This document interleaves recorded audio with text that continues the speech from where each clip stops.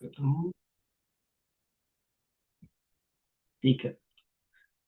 प्लवो वरिहंताणं नमो सिद्धाणं नमो आर्याणं नमो वत्सायणं नमो Lowe सव्वस्ताहुणं। प्लवो वरिहंताणं नमो सिद्धाणं नमो आर्याणं नमो वत्सायणं नमो Lowe सव्वस्ताहुणं। नमो वरिहंताणं नमो सिद्धाणं नमो आर्याणं नमो वत्सायणं नमो Lowe सव्वस्ताहुणं। ऐसो पंचानमुक्कारो सव्वपावपणासनो मंगलाणं च सव्वेसी परमं हवै मंगलम्। मंगलं भगवान् वीरो मंगलं गवतमो गणी मंगलं कुन्दकुन्दार्यो जैन धर्मोस्तु मंगलम्। जय जिनेन्द्र सभी को। ठीक है, चलिए आज हमने हमारी तत्व चर्चा हम शुरू कर रहे हैं। तो पिछली बार हमने कौन से विषय पे चर्चा की थी? किसी को याद है?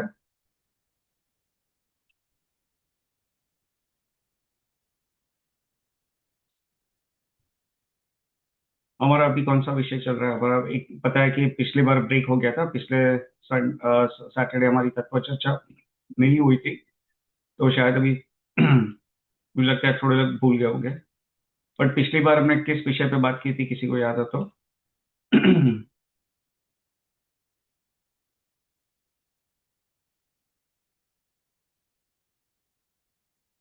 अगर ठीक है, कोई बात नहीं, अगर याद नहीं है तो चलिए हम उसका रिवीजन कर लेते हैं। तो मैं अपनी स्क्रीन शेयर कर रहा हूँ। तो हमारी, हाँ नीरव भाई बोलिए, आपको बोलना है। नहीं नहीं, सॉरी। हाँ। हाँ, तो हमारी जो बेसिकली अभी हमारा जो ओवरऑल जो तत्व चर्चा चल रही है वो द्रव्य संग्रह पे चल रही है। तो हमने जो द्रव्य संग्रह की जो 12वीं गाथा है उस पे हमने हमारी चर्चा हुई थी पिछले बार। तो ये जो 12वीं गाथा है द्रव्य संग्रह की, ये इस प्रकार है। सम्मण अम्मणाणेय पंच, एक मिनट। हाँ, मेरी आवाज आ रही है राइट सबको? हाँ, आ रही है आवाज। हाँ ठीक है। सम्मण अम्मणाणेय पंचिंद्रिय अणिमणा परे सव्य। यानी ये 12वीं गाथा है, इसमें क्या कहा है आचार्य ने? सम्मणा अम्मणा अम्मणाणेय यानी मन वाला, समणा यानी मन के सहित, और अमणा यानी मन से रहित, ऐसा जानना चाहिए। किसको? पंच इंद्रिय यानी 5 इंद्रिय का जो जीव है उसको, 5 इंद्रिय का जीव मन वाला भी हो सकता है और मन बगैर का भी हो सकता है। और फिर आगे क्या कहा? णिमणा परे सव्य, यानी णिमणा यानी नहीं मन वाला है, नहीं नहीं मन वाले है यानी मन वाले नहीं है, परे सव्य यानी बाकी के सब। बाकी के सब यानी कौन? पंचेंद्रिय के सिवाय। तो एक इंद्रिय से लेके 4 इंद्रिय का जीव जो होता है वो नियम से मन के बगैर वाले ही होते हैं, उनके उनमें मन नहीं होता है। और जो 5 इंद्रिय वाले होते हैं उसमें मन वाले भी हो सकता है और मन के बगैर वाले जीव भी हो सकता है। तो ये कहा है, ये जो ऊपर के जो 2 पद है उसमें ये कहा है। अभी जो नीचे का जो पद है या नीचे की जो पंक्ति है उसमें क्या कहा है? बादर सुहु में इंदी, यानी बादर और सूक्ष्म एक इंद्रिय, यानी जो एक इंद्रिय के जो जीव है वे बादर भी हो सकते हैं और सूक्ष्म भी हो सकते हैं। और ये सब जीव यहाँ पे जितने भी बात जीवों की बात की, यानी 5 इंद्रियों में मन वाले और मन बगैर के यानी संज्ञी और असंज्ञी, फिर 2 इंद्रिय से 4 इंद्रिय के जीव, और एक इंद्रिय में बादर और सूक्ष्म, ये सब जो है सब वे पज्जत यानी पर्याप्त और उसके विपरीत, इदरा यानी उसके विपरीत, यानी पर्याप्त और अपर्याप्त दोनों प्रकार के जीव हो सकते हैं। तो ये इस तरह से जो जीव के 14 भेद पड़ते हैं। 5 इंद्रिय के दो, संज्ञी और असंज्ञी, इंद्रिय 3 इंद्रिय, 2 इंद्रिय और एक इंद्रिय, और एक सॉरी 4 इंद्रिय, 3 इंद्रिय, 2 इंद्रिय, और उसमें एक इंद्रिय जो है उसके वापस 2 भेद हो गए, बादर और सूक्ष्म। तो ये 7 भेद हुए। और ये 7 भेद है उसमें पर्याप्त और अपर्याप्त, उसके भी उससे 2 भेद हो गए। तो 7 × 2 = 14। तो ये स्फुटिंग जो भेद हुए उसको 14 जीव समास कहते हैं। ठीक है, तो ये हमने पिछली बार इसकी चर्चा की थी। और फिर हमने जो ये पर्याप्ति का जो टॉपिक है, ये पर्याप्ति क्या होती है उस पर हमने थोड़ा डिटेल में जाना शुरू किया था। तो आज भी हम पर्याप्ति से रिलेटेड ही और ज्यादा डिटेल्स हम कवर करेंगे। तो इसमें क्या है कि इसमें तो सिर्फ आचार्य ने जो द्रव्य संग्रह ग्रंथ है उसमें सिर्फ इतना ही कहा है कि वे पर्याप्त और अपर्याप्त दोनों प्रकार की जीव हो सकते हैं।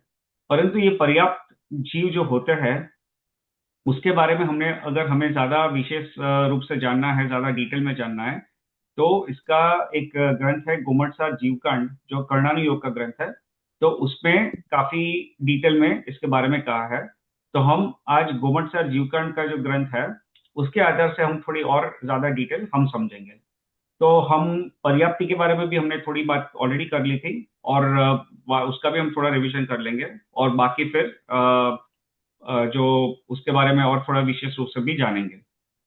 तो इसका मैं इसके बेसिकली पर्याप्ति किसे कहते हैं, किसी को याद है?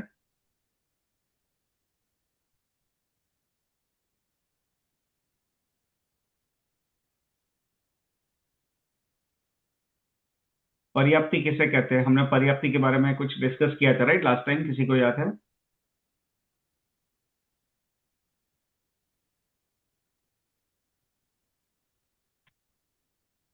जन्म के बाद क्या होता है? जीव जन्म लेता है, उसके बाद क्या होता है, क्या करता है जीव?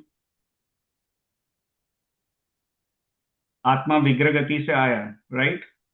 पिछले भव में उसने उसके जीव की मृत्यु हुई, और इस भव में जीव ने जन्म लिया। उसके बाद उसको जीव को क्या करना पड़ेगा? अपना शरीर बनाना पड़ेगा, राइट। तो जीव शरीर किससे बनता है? जीव का शरीर पुद्गल से बनता है। पुद्गल में अलग अलग प्रकार की वर्गणाएं होती है, राइट। और उसमें एक प्रकार की वर्गणा है, वो है आहार वर्गणा। तो वो आहार वर्गणा ग्रहण करना शुरू करता है। वो वर्गणा ग्रहण करना शुरू करता है, और ग्रहण करता है। और उससे फिर क्या करता है कि उसकी जो एक ये शक्ति है कि जो आहार वर्गणा जो ग्रहण की गई है उसको खल और रस रूप में परिणमित करने की एक शक्ति है जीव की, राइट। तो खल और रस, खल यानी सॉलिड और रस यानी लिक्विड। तो सॉलिड और लिक्विड के फॉर्म में उसको जीव की जो आहार वर्गणा जो ग्रहण की है उसको कन्वर्ट करने की उसकी शक्ति है। तो वो शक्ति अगर उसकी पूरी हुई तो वो है आहार वर्गणा, सॉरी आहार पर्याप्ति। ठीक है।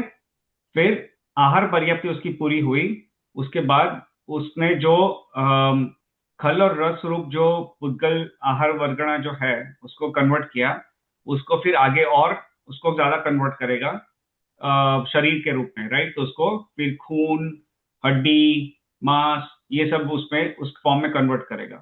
तो वो जो पर्याप्ति है, वो जो शक्ति है जीव की जिससे उसको कन्वर्ट करने की जो शक्ति है, ये आहार वर्गणा को बॉडी के जो अलग अलग पार्ट्स के फॉर्म में, वो उसको कहते हैं शरीर पर्याप्ति।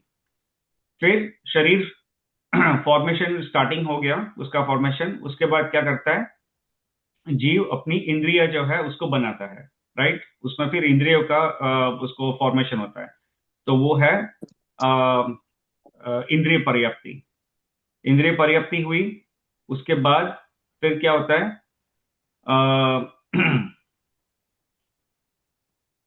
श्वासोश्वास पर्याप्ति होती है, राइट। तो इंद्रिय जो पूरी हो गई उसके बाद फिर वो श्वासोश्वास की क्रिया, यानी जो श्वास का लेना और छोड़ना, यानी इनटेक और एक्सेल, इनहेल और एक्सेल, ये जो क्रिया है जीव में शुरू हो जाती है। तो वो है श्वासोश्वास पर्याप्ति, उसको उस लेवल पे पहुंचाता है। जब श्वासोश्वास पर्याप्ति पूरी हो जाती है तब जीव का श्वासोश्वास का जो क्रिया है वो शुरू हो जाती है। और फिर अगर जीव, तो ये चार पर्याप्ति है वो तो हर एक जीव की होगी, यानी एक इंद्रिय से लेकर पांच इंद्रिय तक के जीव सभी को होगी। फिर अगर दो इंद्रिय से ऊपर का जीव हुआ, यानी एक इंद्रिय से ऊपर का जीव, यानी दो इंद्रिय से लेकर पांच इंद्रिय का जीव हुआ, तो उसमें भाषा भी पर्याप्ति भी होगी। तो फिर वो उसकी जो भाषा पर्याप्ति है वो भी पूरी होगी। और लास्ट में अगर वो जीव संगनी हुआ, यानी पांच इंद्रिय में संगनी जीव हुआ, मन वाला जीव हुआ, तो फिर उसकी मनोपर्याप्ति भी होगी जिसमें वो मन मन का निर्वहन करेगा, राइट। तो ये जो है ये बेसिकली सॉरी 6 प्रकार की पर्याप्तियां है। ठीक है। तो ये इसके बारे में हमने थोड़ा एक बेसिक लेवल पे हमने डिस्कस किया था पिछली बार, राइट। तो अभी हम आज यहाँ से शुरू करते हैं।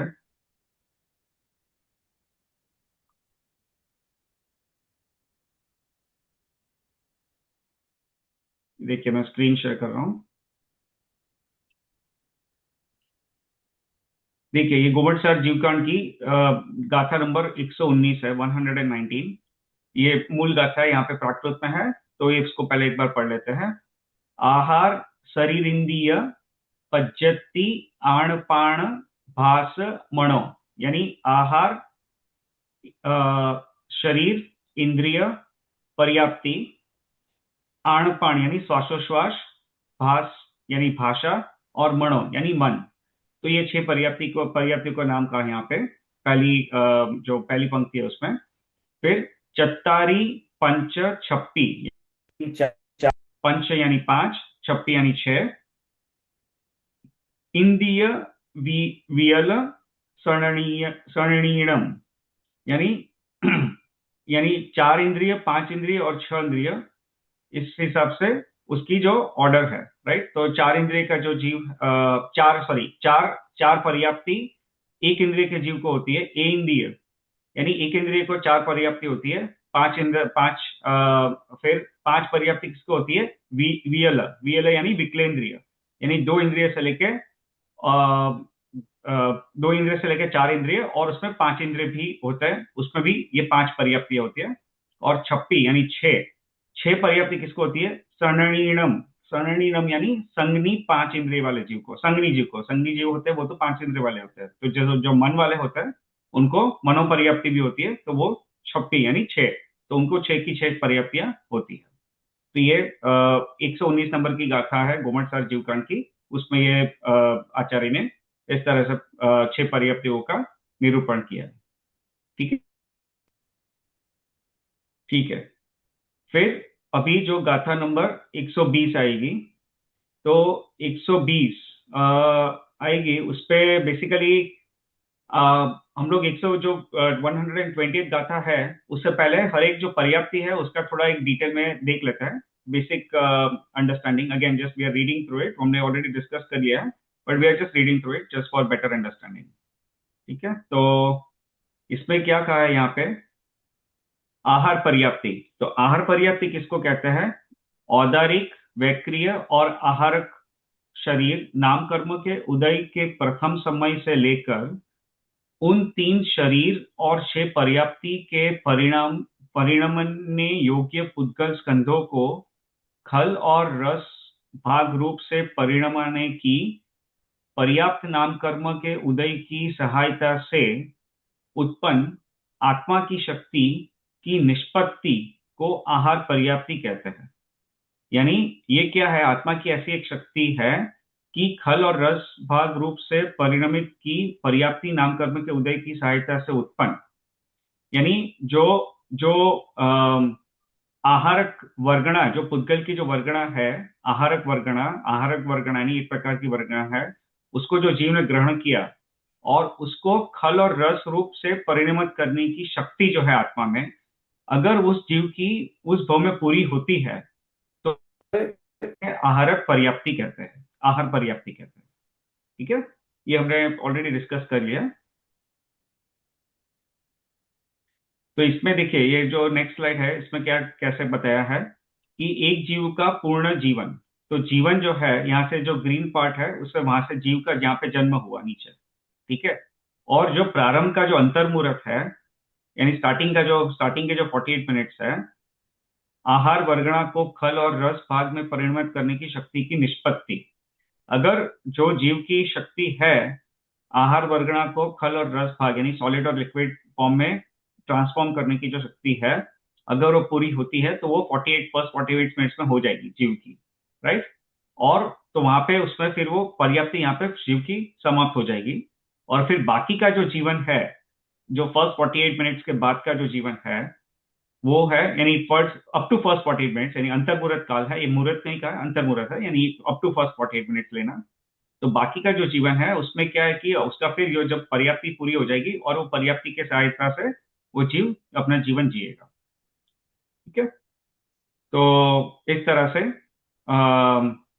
ये उसका एक बेसिकली सिंपल सा चार्ट बताया है।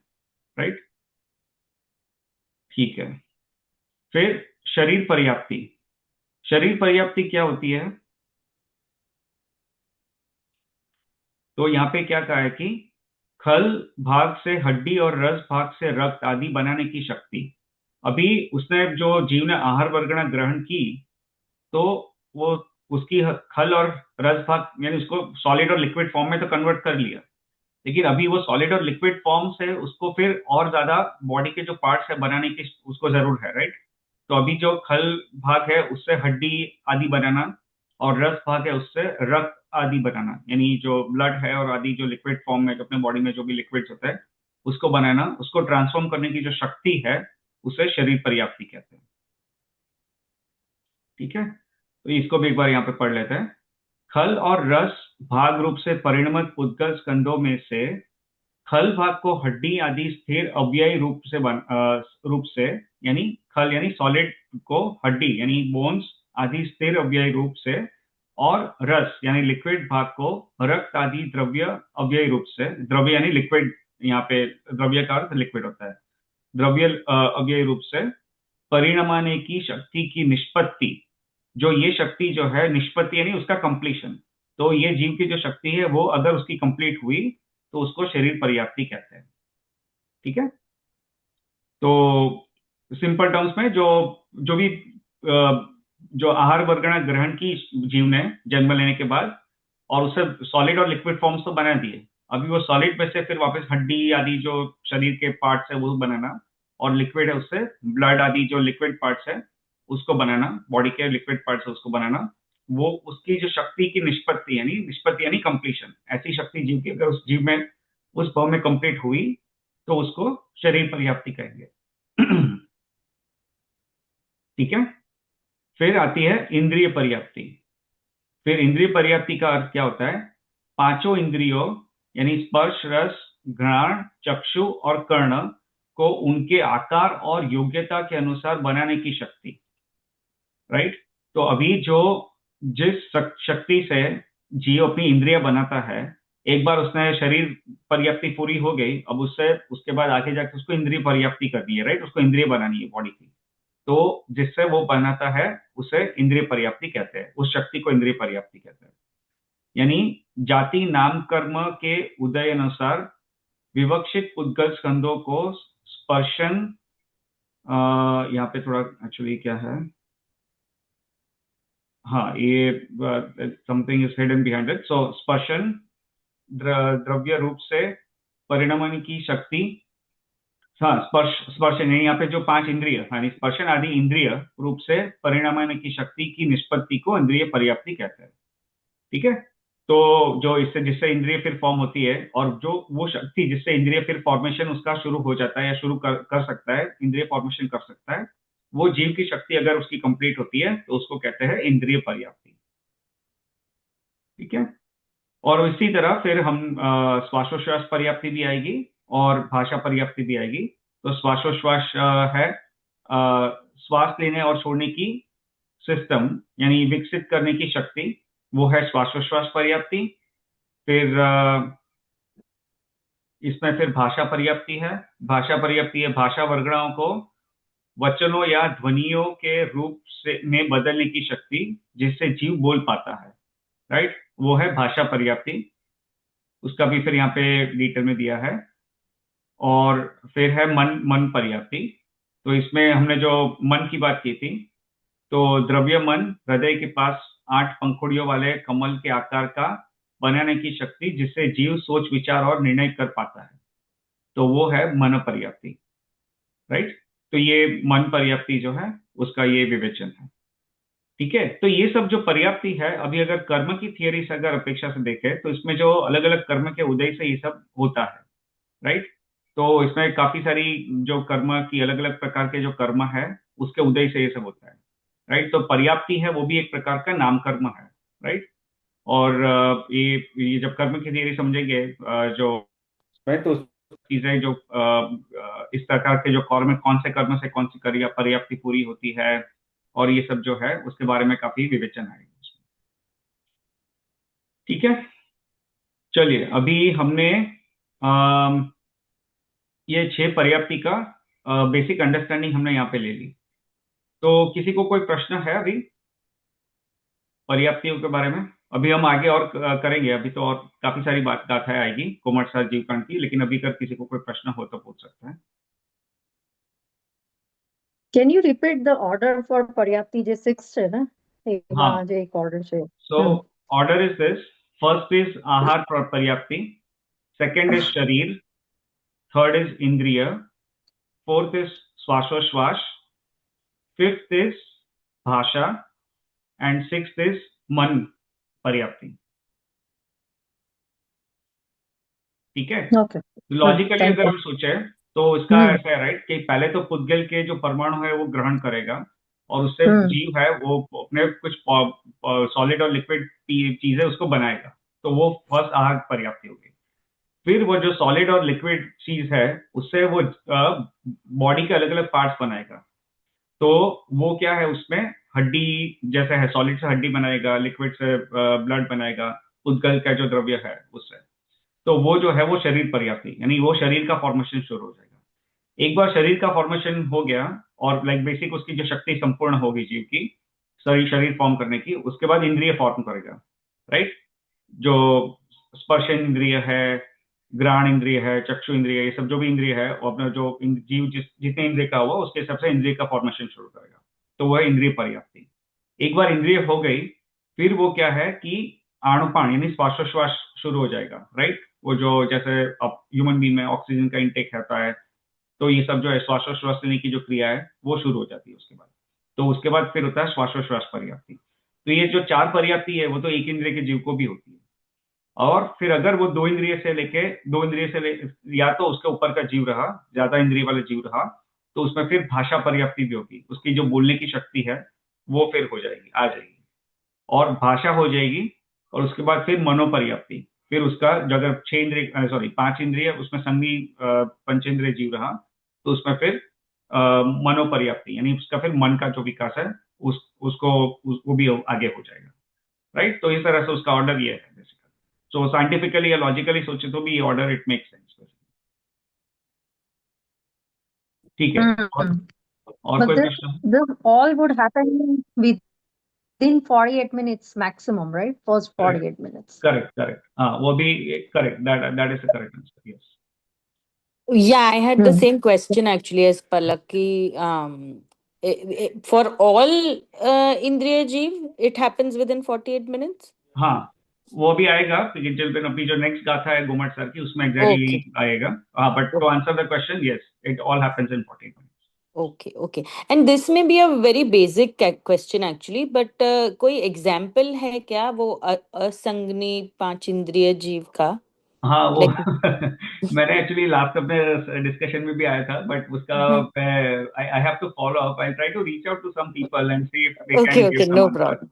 हाँ, No बट problem. मैं मेरे माइंड में तो ये क्वेश्चन था, बट मैं पूछना भूल गया था किसी को। हाँ, वो हर टाइम आता है मुझे Yes. ऐसे दिमाग में whenever I hear it. So Yeah. no problem. મેં છે ને actually ઓલો Yeah.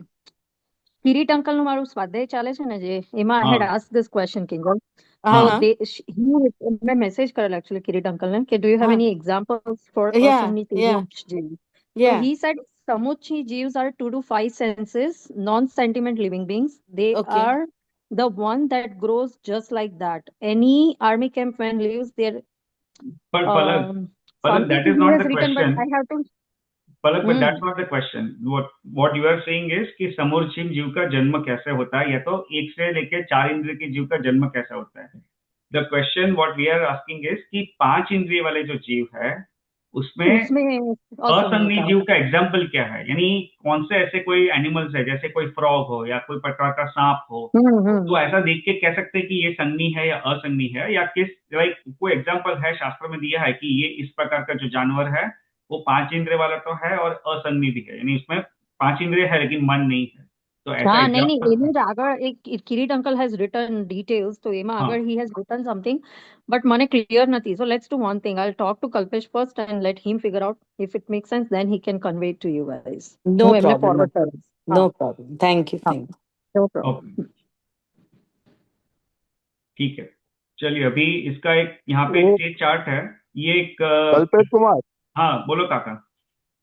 ये पर्याप्ति के लिए तेजस और कार्मण का कोई काम फंक्शन है उसमें?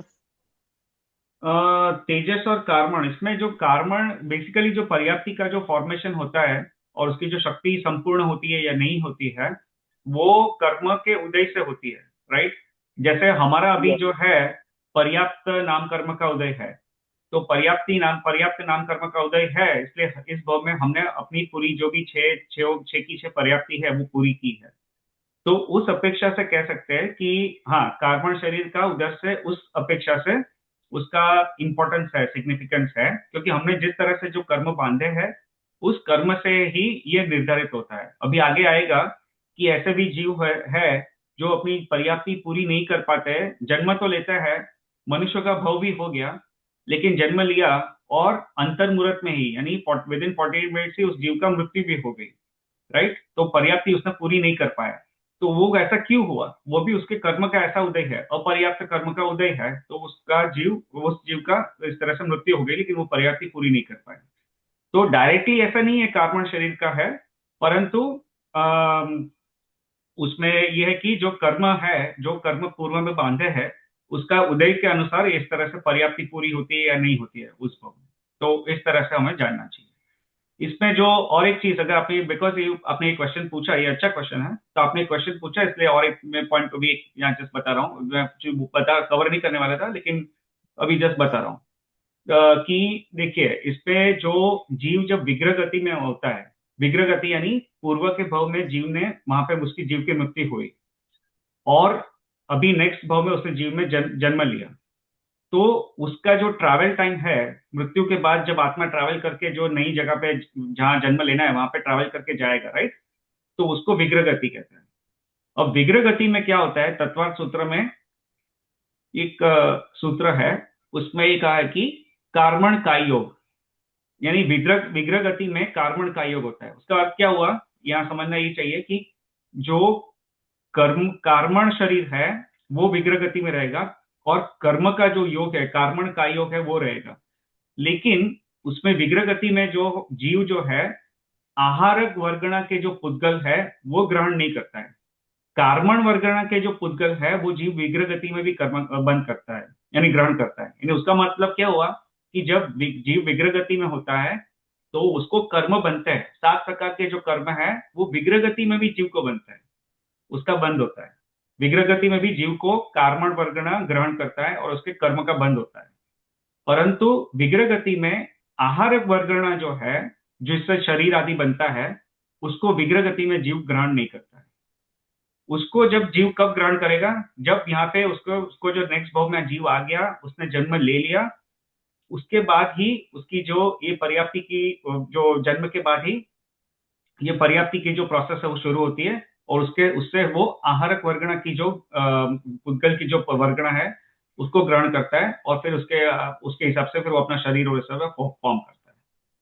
तो बेसिकली उसका ये है। तो आपका क्वेश्चन, सॉरी मैं भूल गया, but I think did I answer your question? आपका आंसर हो गया इसमें क्या नहीं? કાકા તમારો ક્વેશ્ચન શું હતો પાછો એકવાર રિપીટ કરો તો કરી દો, એટલે હું just I can come back to the question. मेरा क्वेश्चन वो था कि ये जो जीव पर्याप्ति प्राप्त करता है हाँ आहार, तो उसमें तेजस और कार्बन शरीर हाँ, का कोई क्या का फंक्शन होता है? फंक्शन, हाँ, तो उसका फंक्शन नहीं रहता है बेसिकली, लाइक डायरेक्टली नहीं रहता है। एज आई सेड कि वो जो कर्म है उसके हिसाब से वो जीव की पर्याप्ति पूरी होगी या नहीं होगी, तो वो कर्म के उदय से वो डिसाइड होता है। लेकिन जो शरीर जो एक्चुअली बनता है, जो पर्याप्ति जो ये सब पूरी एक्चुअली बनती है, वो सब आहारक वर्गणा से बनती है। यानी जो शरीर है वो सब है वो आहारक वर्गणा है। फिर जो भाषा पर्याप्ति है वो मनोवर्गणा है, और जो मन पर्याप्ति है, सॉरी, भाषा पर्याप्ति है वो भाषा वर्गणा से रिलेटेड है, और जो मन पर्याप्ति है वो मनोवर्गणा से रिलेटेड है। बरोबर। हाँ, और जो आहार लेता है वो पुद्गल परमाणु से मिल लेते हैं। आहार लेते हैं वो पुद्गल परमाणु से। आहार पर्याप्ति प्राप्त करने के लिए जो परमाणु पुद्गल से होता है ये। हाँ, पुद्गल आहार जो पर्याप्ति है, हाँ, उसमें बेसिकली क्या है, जो पुद्गल के जो परमाणु, आहार वर्गणा के जो पुद्गल के जो परमाणु जीव ने ग्रहण किए हैं, उसको वो ट्रांसफॉर्म करता है सॉलिड और लिक्विड फॉर्म में। यानी बॉडी, जो बॉडी बनता है उससे पहले भी जो उसको सॉलिड और लिक्विड फॉर्म में उसको कन्वर्ट करने की जो शक्ति है, वो शक्ति को आहार पर्याप्ति कहते हैं। Okay okay. हाँ, इसमें देखिए अभी ये आहार शब्द है, इसका अगेन अभी जैसे आपने कहा कि भोजन किया, तो उसमें भी हम आहार ग्रहण करते हैं, राइट? तो उसमें भी जो आहार वर्गणा के जो पुद्गल के जो ये है, उसी को हम ग्रहण करते हैं और वो अपने शरीर में डायरेक्टली हो जाता है। तो तत्वार्थ सूत्र में इसके बारे में भी आता है कि आहार भी अलग अलग प्रकार का होता है, जैसे कौलाहार होता है, लोमाहार होता है, ये सब अलग अलग प्रकार के आहार होते हैं। अभी वो टॉपिक पे हम लोग नहीं जा रहे हैं। तो उसमें क्या है कि ऐसा जरूरी नहीं है। कौलाहार यानी क्या है कि अब गुजराती में कही ना, कोड़ियो, कोड़ियो यानी कवल, वो हाथ में लेके मुंह में डाला, राइट? तो कोड़ियो जो जिसको कहते हैं, उसको कौलाहार कहते हैं। यानी जिसको आहार जो पुद्गल के परमाणु है वो हम सीधा मुंह में ऐसा, बॉडी में ऐसा डायरेक्टली उसको डालते हैं। फिर जो लोमाहार होता है, फिर उसका अलग अलग जो दूसरा हार होता है, तो उसमें क्या होता है कि एक प्रकार का ऐसा हार होता है, उसमें कोई ऐसा मुंह में डालना, निवाला डालना नहीं पड़ता है।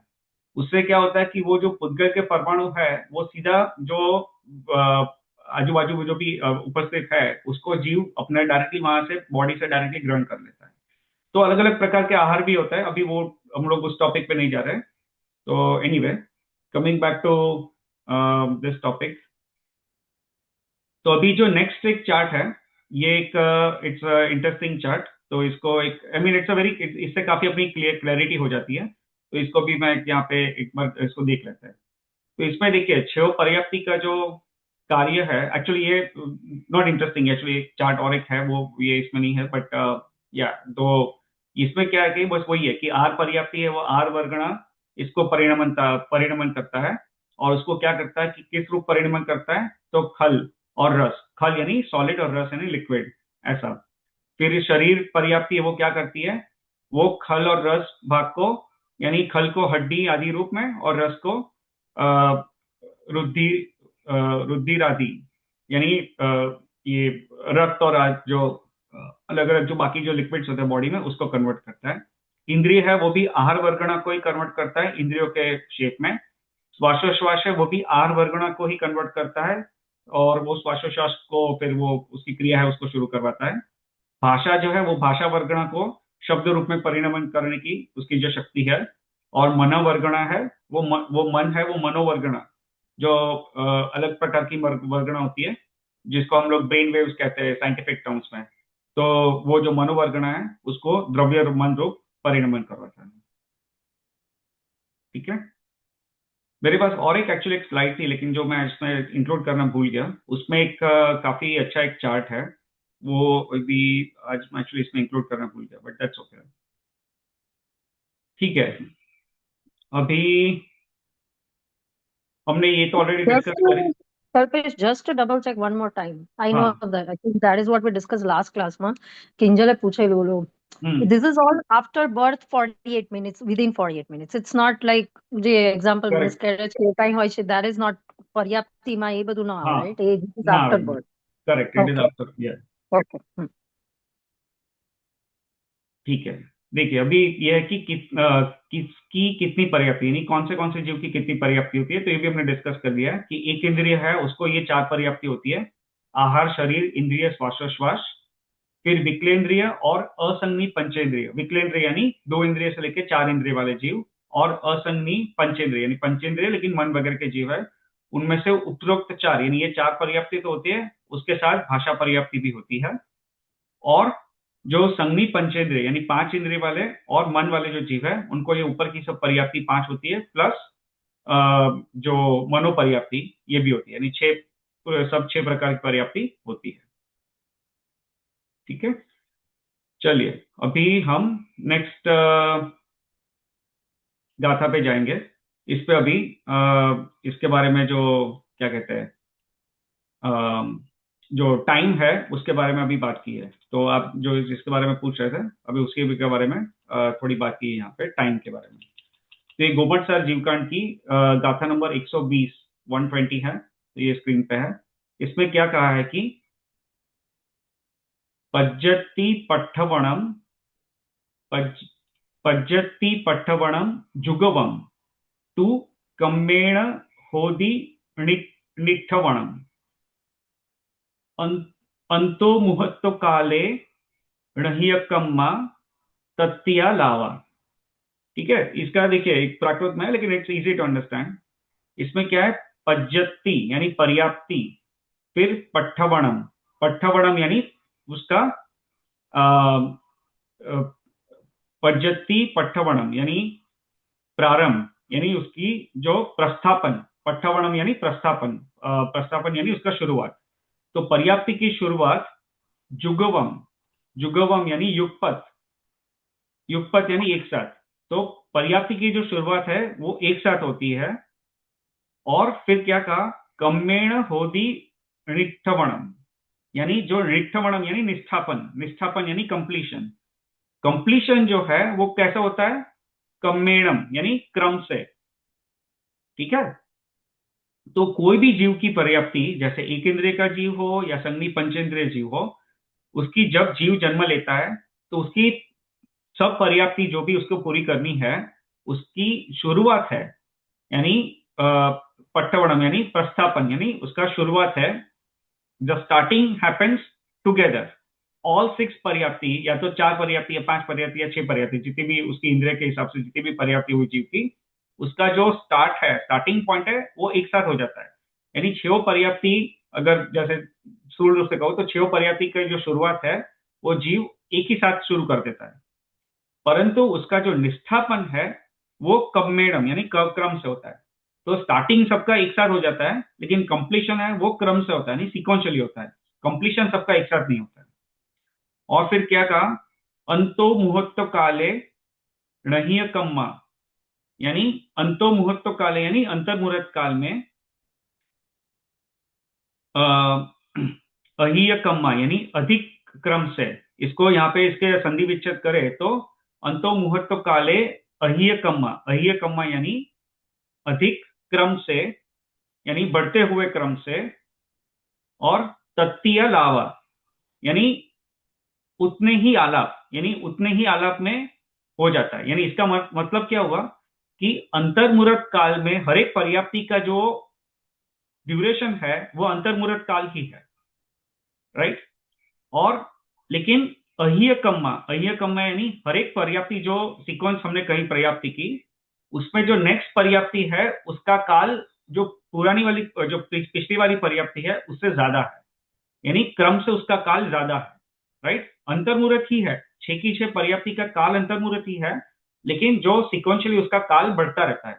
यानी जैसे उसका एग्जांपल है कि आहार पर्याप्ति है, जैसे मान लो कि मैंने वो पर्याप्ति मेरे जीव ने 1000 समय में कंप्लीट की, उसके बाद जो नेक्स्ट पर्याप्ति है वो है शरीर पर्याप्ति।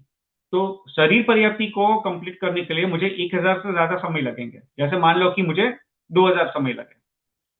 फिर तीसरी जो पर्याप्ति है आहार शरीर फिर इंद्रिय, तो इंद्रिय पर्याप्ति है तो उसको मुझे और थोड़ा टाइम लगेगा, तो वो है 3000 समय लग गए, मान लो एग्जांपल दे रहा हूं ऐसे ही, तो 3000 समय। तो इस तरह से यानी इंक्रीजिंग ऑर्डर में उसका जो टाइम है वो बढ़ता रहता है, परंतु हर एक पर्याप्ति का काल तो अंतर्मुहूर्त ही है, यानी it is still less than 48 minutes. ठीक है। और तत्तीय लावा, तत्तीय लावा का अर्थ हुआ यहाँ पे कि जो टोटल काल है बाकी पूरी 6 की 6 पर्याप्ति पूरी करने का, वो काल भी अंतर्मुहूर्त ही है। यानी जीव जब जन्म लेता है तो स्टार्टिंग की जो अंतर्मुहूर्त है उसी में ये 6 की 6 पर्याप्ति पूरी कर लेता है, राइट। तो हमने पिछली बार कहा था कि अंतर्मुहूर्त प्लस अंतर्मुहूर्त प्लस अंतर्मुहूर्त, तो उसका जो ऐड करके लिखेंगे तो it will not be like 6 अंतर्मुहूर्त, इट विल बी ओनली 1 अंतर्मुहूर्त, राइट। तो इसका अर्थ ये हुआ। ठीक है, वापस एक बार जस्ट बेसिक समझा देता हूं कि पर्याप्ति जो है वो जीव एक साथ शुरू कर देता है, जितनी भी पर्याप्ति हुई उस जीव की उसके जाति कर्म की अपेक्षा से, जाति यानी उसकी जितनी इंद्रिय होने वाली है उस भाव में उसकी अपेक्षा से, तो सब जितनी भी पर्याप्ति उसको पूरी करनी है वो एक साथ शुरू कर देगा। पर्याप्ति का जो प्रोसेस है वो एक साथ शुरू कर देगा, परंतु उसका जो कंप्लीशन है वो सिक्वेंशियली होगा। यानी पहले आहार पर्याप्ति पूरी होगी, उसके बाद इंद्रिय उसके बाद शरीर पर्याप्ति पूरी होगी, उसके बाद इंद्रिय पर्याप्ति पूरी होगी, वैसे होगा। और हर एक पर्याप्ति का काल है वो अंतर्मुहूर्त है, परंतु उसका जो अंतर्मुहूर्त ड्यूरेशन है वो हर एक पर्याप्ति का ऑर्डर में बढ़ता जाता है। यानी शरीर पर्याप्ति का काल है तो, उससे इंद्रिय पर्याप्ति का काल ज्यादा होगा। इंद्रिय पर्याप्ति पूरी करने का जो काल है उससे श्वासोश्वास पर्याप्ति पूरी करने का काल ज्यादा होगा। लेकिन ये सब पर्याप्ति का काल वैसे तो अंतर्मुहूर्त ही होगा, नहीं अंतर्मुहूर्त से ज्यादा नहीं होगा। और जो टोटल 6 की 6 पर्याप्ति पूरी करने का जो काल है वो भी अंतर्मुहूर्त ही है। ठीक है, तो ये इसका अर्थ हुआ। ठीक है, किसी को इस पे कोई क्वेश्चन नहीं है? Right, it's simple. एक क्वेश्चन आया था हाँ कि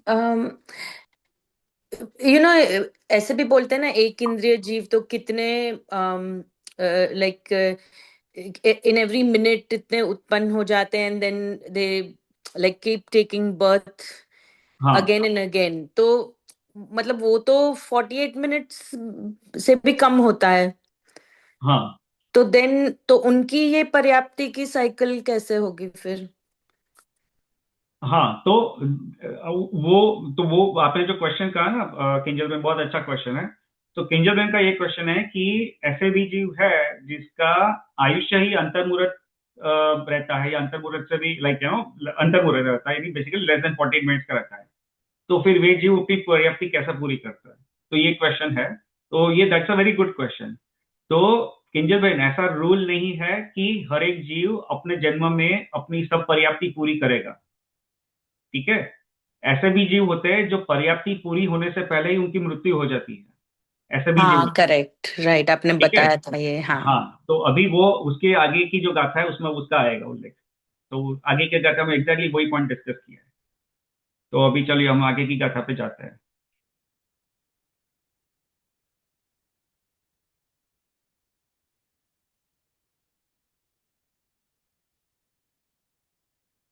ये आगे की गाथा पे जाए उससे पहले एक बार ये चार्ट देख लेते हैं।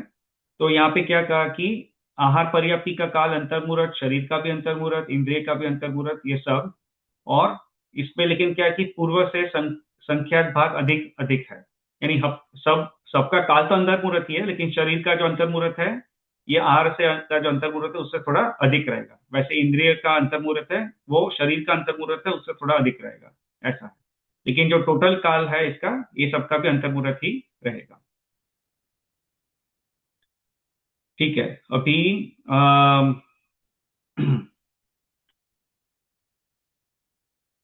हम लोग देखिए ये अभी आपने जो बताया पूछा ना उसके बारे में ही एक बेसिक पहला अंडरस्टैंडिंग ले लेते हैं। देखिए, जिसकी शरीर पर्याप्ति पूर्ण हो चुकी है उसको पर्याप्त जीव होता है। देखिए, पर्याप्ति पर्याप्ति अपेक्षा 3 प्रकार के जीव है। राइट, 3 प्रकार के जीव है। तो पर्याप्त जीव यानी जिसकी शरीर पर्याप्ति पूर्ण हो चुकी है, यानी जिसकी शरीर पर्याप्ति यानी आहार पर्याप्ति, उसके बाद शरीर पर्याप्ति होती है। तो जिस जीव की शरीर पर्याप्ति पूरी हो चुकी है उसको पर्याप्त जीव कहते हैं। फिर निवृत्त पर्याप्तक, ये दूसरा एक वर्ड आता है, इसके बारे में भी एक पूरी गाथा आएगी तो उसको पूरा डिटेल में समझेंगे, लेकिन अभी इसका एक बेसिक समझ लेते हैं।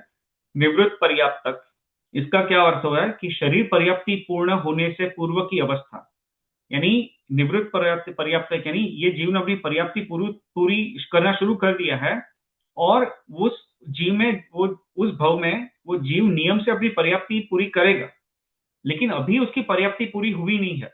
Right, it is in the process of completing its पर्याप्ति। राइट, तो स्टार्टिंग का अंतर्मुहूर्त का जो काल है वो चल रहा है, और it is in the process of completing its पर्याप्ति। आगे जाके उसकी पर्याप्ति इसी भाव में पूरी होगी भी, लेकिन अभी नहीं हुई है। एट दिस मोमेंट उसकी पर्याप्ति पूरी नहीं हुई है। तो ऐसे जीव को कहते हैं निवृत्त पर्याप्तक। इसका अगर संधि विच्छेद करें तो इसको निवृत्त अपर्याप्तक ऐसा आएगा। निवृत्त पर्याप्तक यानी निवृत्त और अपर्याप्तक, ऐसा उसका संधि विच्छेद आएगा। यानी ये अपर्याप्तक जीव है, और यानी उसका भी डिटेल में ज्यादा आगे पढ़ेंगे, लेकिन बेसिकली वो पर्याप्ति भी आगे जाके पूरी करेगा, तो उसको निवृत्त पर्याप्तक कहते हैं। और लब्ध्य लब्ध्य अपर्याप्तक, यानी ये उसको अगर एक साथ पूरा सिंगल वर्ड करे तो उसको ऐसा रीड करना है, लब्ध्य पर्याप्तक। लेकिन ये इसका अगर संधि विच्छेद करे तो इसका आएगा लब्ध्य अपर्याप्तक। लब्ध्य पर्याप्तक ऐसा नहीं आएगा, लब्ध्य अपर्याप्तक।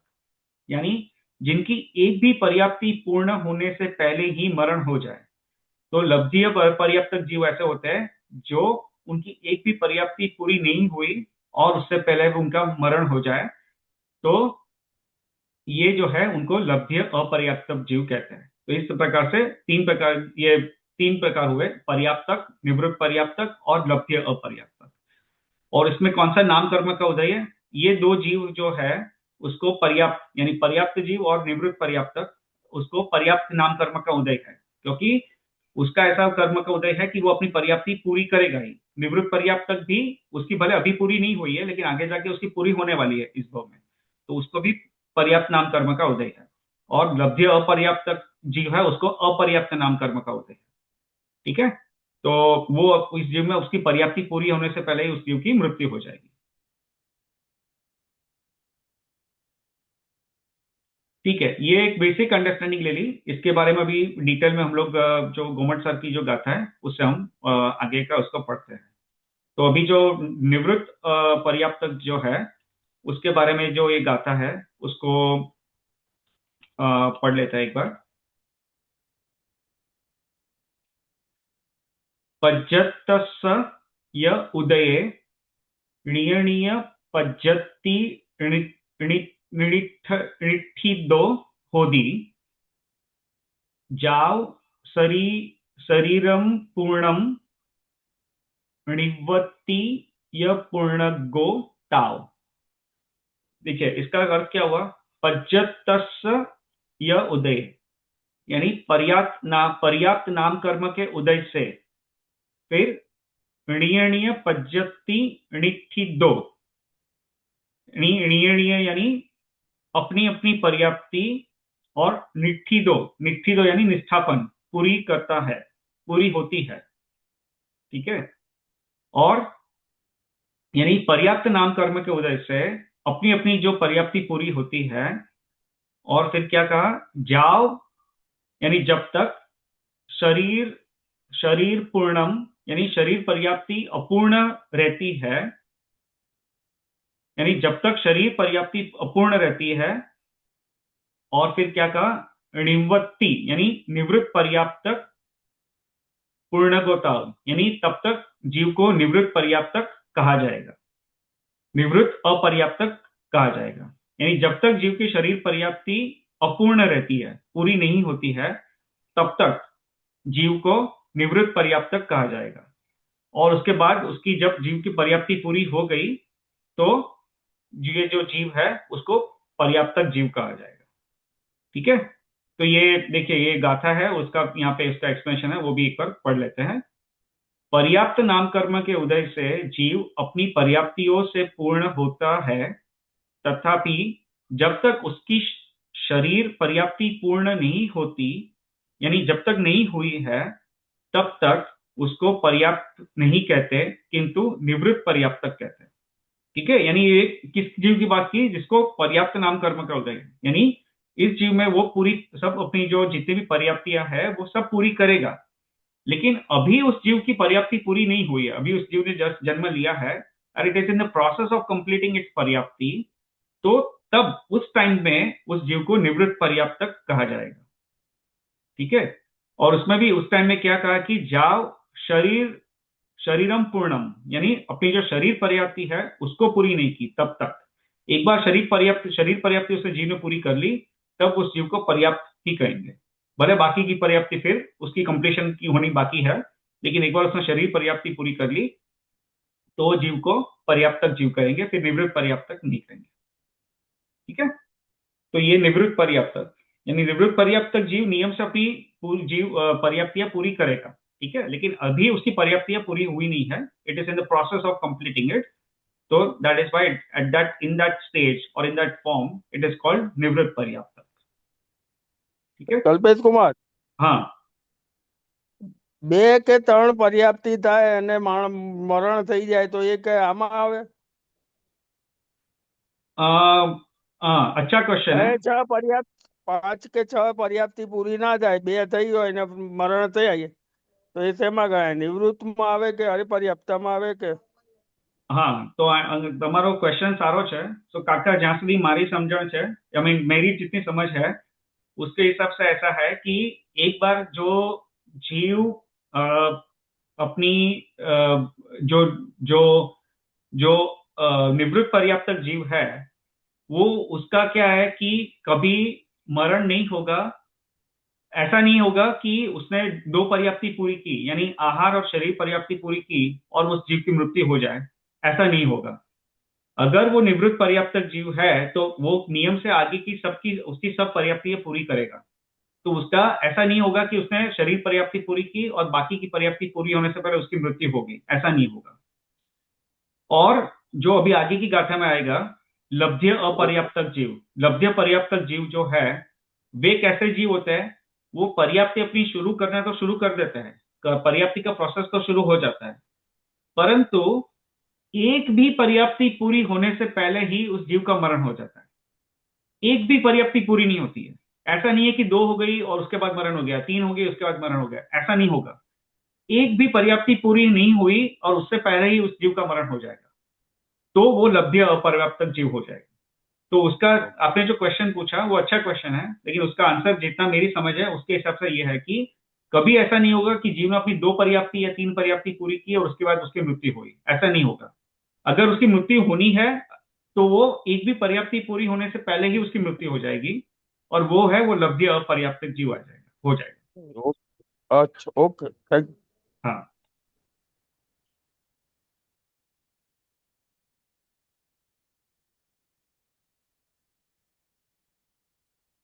ठीक है. चलिए, अभी हम अपनी जो नेक्स्ट गाथा है, ये नेक्स्ट गाथा पढ़े उससे पहले एक यहाँ पे एक पॉइंट है, वो भी एक बार पढ़ लेते हैं. इट इज जस्ट, ये देखिए, कितनी पर्याप्ति पूर्ण होने पर पर्याप्त कहलाए कहलाए. तो यहाँ पे क्या कहा है कि एक इंद्रियादि जीव अपने अपने योग्य 6, 5, 4 पर्याप्ति में से किसी एक पर्याप्ति से पूर्णता को प्राप्त हुआ पर्याप्तक कहलाता है, या संपूर्ण पर्याप्तियों से पूर्णता को प्राप्त हुआ पर्याप्त कहलाता है. यानी एक भी पर्याप्ति पूरी हुई तो उसको हम पर्याप्त कहेंगे, या जितनी भी, यानी 4 की 4, 5 की 5 या 6 की 6 पर्याप्ति पूरी पूरी हुई उसके बाद ही हम उसको पर्याप्त कहेंगे. तो उत्तर यहाँ पे ये दिया है कि सभी जीव शरीर पर्याप्ति के निष्पन्न होने पर पर्याप्त कहलाता है. यानी एक बार शरीर पर्याप्ति उसकी जीव की पूरी हो गई, उसके बाद उस जीव को हम पर्याप्त कह सकते हैं. यानी भले बाकी की पर्याप्ति पूरी नहीं हुई है, लेकिन वो नियम से होगी ही उस भाव में. तो इसलिए एक बार शरीर पर्याप्ति की पूर्णता हो गई, निष्पन्न हो गया, तो उसके बाद उसको पर्याप्त जीव कह सकते हैं. ये यहाँ पे अपने शास्त्र में लिखा है. ठीक है. अभी अपना जो नेक्स्ट जो है गोमटसर जीवकांड की गाथा है, गाथा नंबर 122. तो इसको हम थोड़ा देख लेते हैं. अभी क्या कहा है कि उदये दु अपूर्णस्य य सगसग पज्जतीयम णिठवदि अंतो मुहूर्त मरणम अंतो मुहूर्त मरणम लद्धि अपज्जतो सोदु. अभी इसका क्या मतलब हुआ कि उदये दु अपूर्णस्य, यानी कर्म के अपर्याप्त नाम कर्म के उदय होने पर, उदये दु अपूर्णस्य यानी अपर्याप्त नाम कर्म के उदय होने पर, सग सग यानी अपनी अपनी पज्जति पर्याप्ति को, निष्ठवदि यानी नहीं निष्ठापन करता है. यानी अपर्याप्त नाम कर्म का जिस जीव को उदय है, ऐसे कर्म जिस जीव ने बांधा है, वो अपर्याप्त नाम कर्म का जिसको उदय है, वो क्या करता है कि अपनी अपनी पर्याप्ति पूरी नहीं करता है, और अंतो मुहूर्त मरणम यानी अंतर मुहूर्त में ही उस जीव का मरण हो जाता है. और उसको कहा है कि लब्धि अपज्जतो सोदु, यानी वैसे जीव लब्धि अपर्याप्तक कहलाता है. ठीक है. ऐसे जीव को लब्धि अपर्याप्तक जीव कहते हैं. यानी ऐसे जीव होता है जो जो उनने जन्म लिया और उनको अपर्याप्त नाम कर्म का उदय है। तो अपर्याप्त नाम कर्म की वजह से क्या होता है कि वो अपनी, जैसे ही जीव जन्म लेगा, अपनी पर्याप्ति शुरू करना स्टार्ट, वो प्रोसेस शुरू हो जाएगा। लेकिन उसकी एक भी पर्याप्ति पूरी होने से पहले ही वो जीव की मृत्यु हो जाएगी। और कितने काल में मृत्यु हो जाएगी? अंतर्मुहूर्त काल में, क्योंकि पर्याप्ति के पूर्ण होने का काल भी अंतर्मुहूर्त ही है। तो वो अंतर्मुहूर्त काल में ही उस जीव की मृत्यु हो जाएगी। तो उस प्रकार के जीव को लब्धि अपर्याप्तक जीव कहते हैं। ठीक है, लब्धि अपज्जतो यानी लब्धि अपर्याप्तक। ठीक है, इसको एक बार यहां पे पढ़ लेते हैं इस गाथा का अर्थ। तो यहां पे क्या कहा कि अपर्याप्त नाम कर्म का उदय होने से जो जीव अपने अपने योग्य पर्याप्तियों को पूर्ण न करके अंतर्मुहूर्त काल में ही मरण को प्राप्त हो जाए, उसको लब्ध्य लब्ध्य पर्याप्तक कहते हैं। ये देखिए, शब्द आएगा लब्ध्य पर्याप्तक, लेकिन इसका संधि विच्छेद करेंगे तो आएगा लब्ध्य अपर्याप्तक।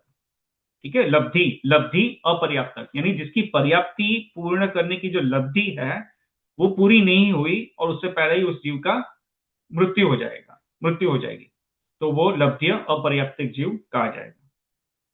ठीक है, तो जो किंजल मैंने क्वेश्चन पूछा था उसी का आंसर यहाँ पे आ गया कि ऐसा जरूरी नहीं है कि हर जीव अपनी पर्याप्ति पूरी करे।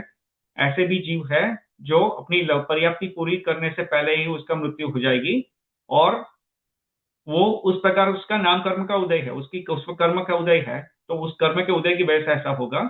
और वो वो जीव जो है वो अंतर्मुहूर्त काल में ही पर्याप्ति पूरी करने से पहले ही उसकी मृत्यु हो जाएगी, तो वैसे जीव को लब्ध्य अपर्याप्तक कहते हैं। ठीक है,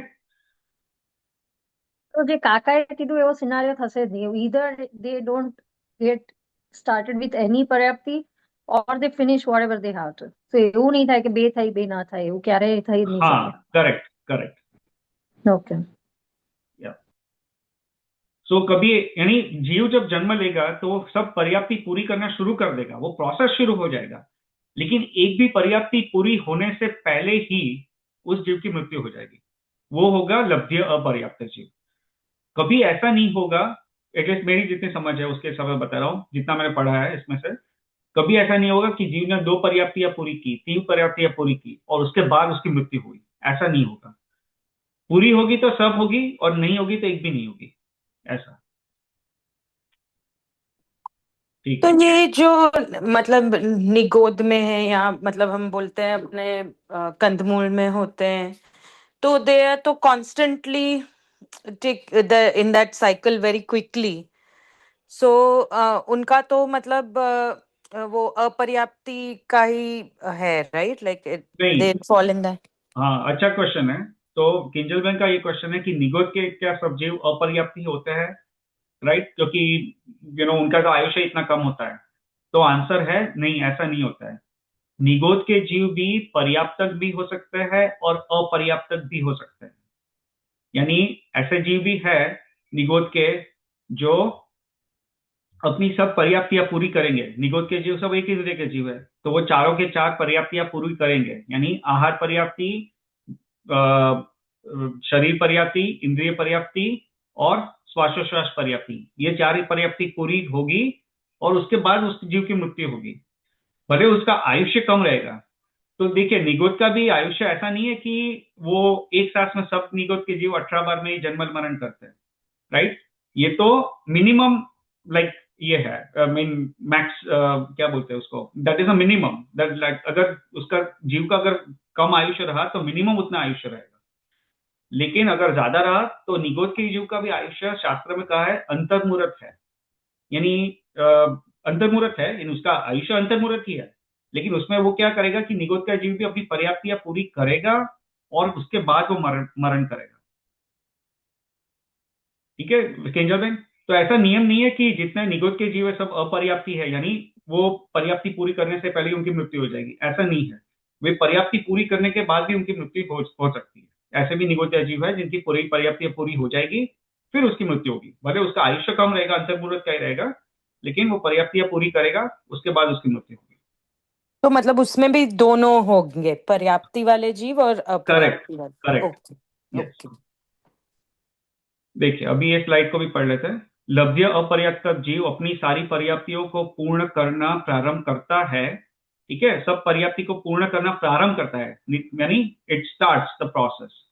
पर एक भी पर्याप्ति पूर्ण नहीं कर पाता, एक भी पर्याप्ति उसकी पूरी नहीं होती है। और श्वास का 18वां भाग मात्र इनकी आयु होती है। तो ऐसे जो लब्ध्य अपर्याप्त जीव है उसकी आयुष्य कितनी है? श्वास का 18वां भाग। ठीक है, श्वास का 18वां भाग, यानी श्वास श्वास को कैसे लेना है? What is the measure of श्वास? हमने पहले डिस्कस किया था। हमारी कितनी श्वास होती है 1 मिनट में? किसी को याद है? विभा आंटी, अगर आपको आंसर देना है तो। हमारे 1 मिनट में 15 से 16 श्वासें होती है, पर यदि हम दीर्घ श्वास प्रक्रिया वगैरह कुछ करते हैं तो 4 से 5 तक भी पहुंच सकते, 3 से 5 तक। नहीं आंटी, नहीं नहीं। अच्छा, तो सॉरी। हाँ, तो देखिए श्वास जो है, पहले तो हाँ मैंने जो श्वास पूछा वो आप सही है कि ऐसा कोई फिक्स नियम नहीं है कि एक सबकी एक एक से फिक्स श्वास होती है। यहाँ पे पूछने का तात्पर्य यह है कि जो एक हेल्दी ह्यूमन बीइंग है, हेल्दी मनुष्य है, उसकी नॉर्मल कंडीशन में, यानी इवेंट वो भाग नहीं रहा है, दौड़ नहीं रहा है, कूद नहीं रहा है, ऐसा नहीं, लेकिन जो नॉर्मल कंडीशन है और स्वस्थ, यानी वो कोई बीमारी से ग्रस्त नहीं है, यानी उसको कोई यानी बीमारी नहीं है, उसका शरीर स्वस्थ है और it's in a normal situation, like exercise कर रहा है, भाग रहा है, वो सब सिचुएशन नहीं, नॉर्मल सिचुएशन है, उसमें जीव की कितनी श्वास होती है। तो अभी आगे आएगा, उसकी श्वास है 76 पॉइंट समथिंग है अपने शास्त्र के हिसाब से। सो हेल्दी ह्यूमन बीइंग की श्वास 76 होती है। अब आप बोलोगे 76 कैसे रहती है? मैं तो मेजर कर रहा हूँ, इनहेल कर रहा हूँ, एक्सहेल कर रहा हूँ, मुझे तो 76 नहीं दिख रही है। मैं तो इतना जितना 1 सेकंड में जितनी श्वास ले रहा हूँ, इनहेल करने में जितना टाइम लग रहा है और एक्सहेल करने में। तो ये मैंने पहले भी कहा था कि यहाँ पे श्वास का अर्थ क्या लेना है? नाड़ी, यानी जो पल्स रेट है, पल्स रेट जो है वो श्वास है यहाँ पे। श्वास यानी इट्स नॉट दैट इनहेल और एक्सहेल करने में जितना टाइम लगता है उसको नहीं गिनना है, यहाँ पर अपना जो पल्स रेट है उसकी बात चल रही है। ठीक है, तो पल्स रेट जो है वो अपनी होती है 1 मिनट में 76 श्वास होती है अपनी। ठीक है, तो 76 श्वास होती है। तो यहाँ पे एक श्वास यानी एक पल्स रेट, यहाँ पे जो कहा ना कि एक श्वास में 18 एक श्वास का 18वां भाग इनकी आयु होती है। यानी जो लब्धि अपर्याप्त जीव है वो अगर कंटिन्यूअस जन्म मरण करे तो अपना एक श्वास यानी अपना एक पल्स रेट, ठीक है, अपना एक पल्स रेट जो है उसमें 18 बार उसके जन्म मरण हो जाएंगे। ठीक है, तो अपना जो एक पल्स रेट है उसके 18 बार, उसमें एक पल्स जो हुआ, राइट, 1 मिनट में 76 जितने पल्स होते हैं अपने, तो उसका जो एक पल्स हुआ, एक पल्स होने के इतना टाइम में तो उसका 18 बार जन्म और मरण भी हो जाएगा। ठीक है, और ये सब ये लब्धि अपर्याप्त जीव की बात चल रही है। ठीक है, यानी जो ऐसे जीव जो अपनी पर्याप्ति पूरी नहीं करेंगे उसकी बात चल रही है। तो कंटिन्यूस अगर वो जीव ने जन्म लिया, पर्याप्ति पूरी नहीं की, फिर मर गया, फिर वापस जन्म लिया, फिर वापस पर्याप्ति पूरी नहीं की, फिर वापस मर गया, फिर वापस जन्म लिया, फिर वापस पर्याप्ति पूरी नहीं की, फिर वापस मर गया, तो इस तरह से उसका एक श्वास जब एक पल्स हुआ उसमें तो उसका 18 बार उसका जन्म और मरण हो जाएगा। तो इतनी कम आयु रहती है, और ये जो आयु है वो मिनिमम आयु है, कोई भी जीव की आयु इससे कम नहीं होती है। ठीक है, तो कोई बोलेगा कि कोई ऐसा जीव है कि जिसका एक श्वास यानी एक पल्स में 20 बार जन्म मरण हो गया, तो नहीं, ऐसा नहीं होता है। ऐसा कोई जीव ऐसा नहीं है जिसकी ऐसा हो सकता है। मिनिमम आयु इतनी तो रहेगी, यानी इतना एक श्वास में 18 बार ही जन्म मरण करेगा, उससे ज्यादा जन्म मरण वो नहीं करेगा। ठीक है, और जिस जीव की इतनी छोटी आयु होती है उसको क्या कहते हैं? उस भव को क्षुद्र भव कहते हैं। ठीक है, क्षुद्र भव कहते हैं ऐसे भव को, यानी जिसमें उसने अपर्याप्ति पूरी नहीं की और एकदम छोटा सा ऐसा भव किया और उसकी मृत्यु हो गई, तो उसको ऐसे भव को क्षुद्र भव कहते हैं। ठीक है, और ये क्या कहा? ऐसे जीव तिर्यंच और मनुष्य गति में ही होते हैं। ठीक है, तो पहले तो तिर्यंच में तो होते हैं, अपने किंजल बेन आपने कहा ना कि निगोद का जीव है और इतना उसकी लब्धि पर्याप्त जीव होगा तो उसका इतनी छोटी आयु होगी। तो जरूरी नहीं कि वो निगोद का जीव ही हो, मनुष्य गति के जीव को भी ऐसा हो सकता है।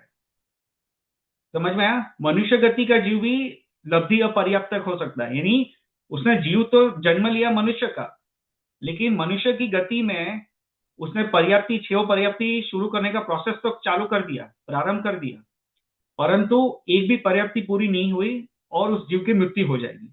तो उसकी आयुष्य भी इतनी ही रहेगी, एक सांस में 18 बार जो रहती है, यानी एक सांस में 18 बार, यानी सॉरी, एक श्वास का 18वां भाग, यानी एक श्वास जो एक पल्स है उसका जो जितना ड्यूरेशन है डिवाइड बाय 18, उसका जितना टाइम हुआ उसकी उतनी आयु रहेगी। तो भी कहा क्या जाएगा कि उसको एक मनुष्य का भव हो गया, क्योंकि मनुष्य का एक शूद्र भव हुआ। ठीक है, तो कहा यही जाएगा कि वो मनुष्य गति का उसका भव हो गया, लेकिन उसकी आयु कितनी रही, एक अपना पल्स नहीं हुआ उससे उतने कम टाइम में, तो उसकी मृत्यु भी हो जाएगी, जन्म भी हो गया, मृत्यु भी हो जाएगी। तो आपने जो पिछली बार वो पूछा था ना कि जो मिस कैरेज और सब, तो मिस कैरेज में तो क्या होता है कि जैसे वो पता चलता है कि भाई हार्ट बीट आ गया है, और फिर उसके बाद मिस कैरेज का पता चलता है। लेकिन ये जो है वो तो इतनी छोटे टाइम में, यानी वो जन्म हुआ और मृत्यु हो गई, तो हमको पता भी नहीं चलेगा, डॉक्टर को भी पता भी नहीं चलेगा कि भैया कोई जन्म हुआ और मर गया वहां पे, राइट? तो ये उस लेवल की बात चल रही है। ठीक है, चलिए, कोई क्वेश्चन ना हो तो अभी आगे बढ़ते हैं। तो ये जो अपर्याप्ति होती है, अगर कोई जीव मतलब इसका कुछ कर्म होगा, राइट, जो बंध होता है तब उसको हाँ ये उदय में आता है क्या? तो वो हाँ कौन सा कर्म होता है, कैसे डिसाइड होता है, व्हाट कॉजेस दैट की अपर्याप्ति बांधी उस जीव ने? हाँ, मतलब कुछ। वो ये इट्स अ गुड पॉइंट। अभी इसका मुझे ज्यादा डिटेल में आंसर नहीं पता है, बट उस हम्म। जीव ने उसके पिछले भव में ऐसे संश्लेष परिणाम होंगे तो उसने मनुष्य गति तो बांध ली, तो उसका भव होने वाला है मनुष्य का, लेकिन इस तरह से शूद्र भव होने वाला है कि उसने पर्याप्ति नाम कर्म का उसने नहीं बांधा, अपर्याप्त नाम कर्म का बांधा। तो मनुष्य का भव तो मिल गया, लेकिन ऐसा अपर्याप्त नाम कर्म का भी हो जाएगा, तो उसने अच्छा, फिर ये उसकी, नाम कर्म का हाँ, सब टाइप है। ये अच्छा। सब टाइप है, यस। तो उसका हम्म। नाम कर्म जो है उसका ऐसा नाम कर्म रहा, अपर्याप्त नाम कर्म, और उसकी वजह से अभी क्या कारण से ऐसा बनता है ये मुझे इसका आंसर नहीं पता है एग्जैक्टली। हम्म। यानी मैंने एक जस्ट स्थूल रूप से कहा, स्वाध्याय में सुना था कि ये बहुत संश्लेष परिणाम जो होते हैं जीव के, तो उनके ऐसे भाव हो सकता है, लेकिन उसका ज्यादा डिटेल में मुझे नहीं पता है। आई थिंक अपने करणान योग में होगा इसका आंसर, बट मुझे तो नहीं पता है इसका आंसर क्या है। No worries. और वो आपने 67 की, सॉरी 76 का क्या बोला कल्पेश भाई? Can you repeat that? हाँ, 76 का ये कहा कि एक जो आपका जो पल्स रेट है नॉर्मल ह्यूमन बीइंग का, जो हेल्दी ह्यूमन बीइंग है, और नॉर्मल सिचुएशन, यानी जब आप भाग रहे हो, एक्सरसाइज कर रहे हो, वो सिचुएशन नहीं, नॉर्मल सिचुएशन में एक जीव का अपने शास्त्र के हिसाब से आया है कि एक जीव के कितने पल्स रेट होता है, 76 पल्सेस होता है, 76.6 अप्रोक्सीमेटली, इतने पल्स होते हैं एक मिनट में। तो ओके। हाँ, तो ये इसका है ना, आपने ये जो क्वेश्चन पूछा ना उसका डिटेल्स आएगी आगे, इसका मैं ओके। आपको जो वो स्लाइड आएगी उसमें बताऊंगा उसका।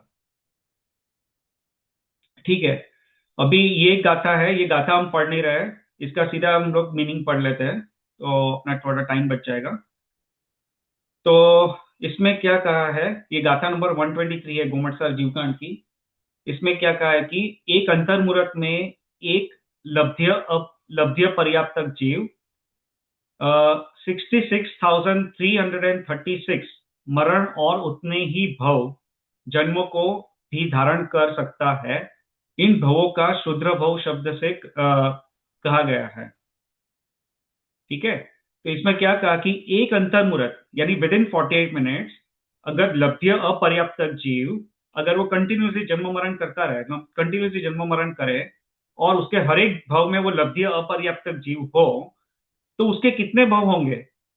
तो एक अंतर्मुहूर्त यानी विद इन 48 मिनट्स के काल में वो 66,336 इतने भव उसके हो जाएंगे, उतने मरण हो जाएंगे, उतने भव हो जाएंगे विद इन 48 मिनट्स। ये नंबर दिया है, डायरेक्ट नंबर दिया अपनी गाथा में, ये ना तिसणी ती तीणिसया तीणिसया 36, यानी ये जो है 36 है यानी 36, 3 हिस्से यानी 336। फिर छाबिट छावट्टी ये सब जो है नंबर, ये 66,000 ये दिया है, तो ये पूरा एग्जैक्ट नंबर दिया है यहाँ पे।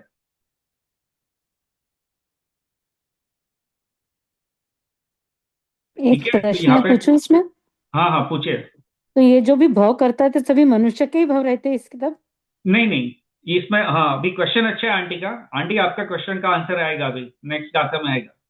ठीक है, ओके, तो थैंक उसकी यू। नेक्स्ट गाथा भी एक बार देखेंगे और उसमें आपका आंसर आ जाएगा। तो इसमें एनीवे जस्ट समझने का यह है कि अगर कोई जीव लब्धि पर्याप्तक का भाव करता रहे, यानी हर एक भाव में उसकी पर्याप्ति पूरी ना हो, तो हमने क्या कहा कि एक पल्स में, एक पल्स का जो जितना ड्यूरेशन है डिवाइड बाय 18, उसका वो भाव का ड्यूरेशन रहेगा। तो अगर उसका मैथ करें तो 48 मिनट्स, अप टू 48 मिनट्स में उसके कितने भाव हो जाएंगे? तो 66,336 भाव हो जाएंगे। यानी विद इन 48 मिनट्स में इतने सारे भाव उस जीव के हो जाएंगे। ठीक है, और वो सब लब्धि अपर्याप्तक भाव होंगे, यानी जिसमें एक भी वो हर एक भाव में उसकी पर्याप्ति पूरी नहीं करेगा। तो ऐसा भी संभव है, इट इज पॉसिबल। ठीक है, इतने सारे शूद्र भाव एक साथ भी हो सकते हैं जीव के, तो ऐसा भी पॉसिबल है।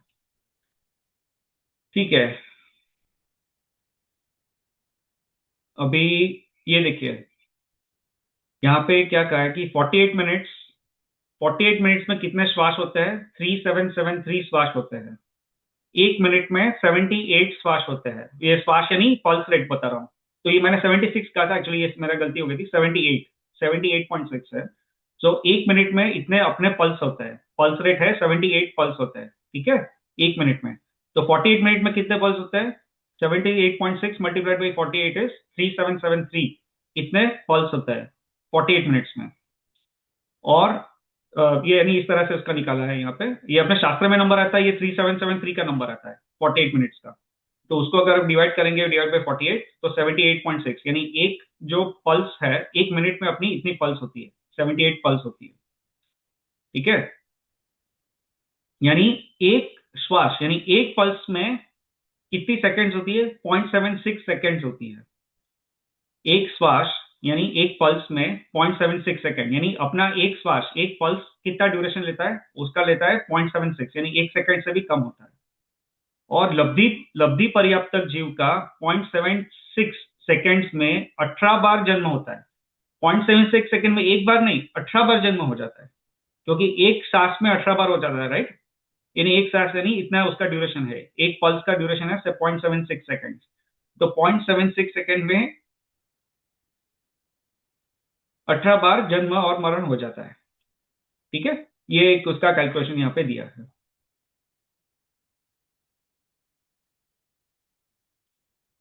फिर अभी नेक्स्ट जो है उसको भी हम सीधा पढ़ लेते हैं, अपने पास टाइम कम है एक्चुअली इसलिए। तो ये है सीधी सट्ठी तालम वियले चौबीसम होंती पंचखे। यानी ये अभी इसका ब्रेकडाउन दिया है, आंटी ने जो पूछा था क्वेश्चन, अभी उसका आंसर यहाँ पे है।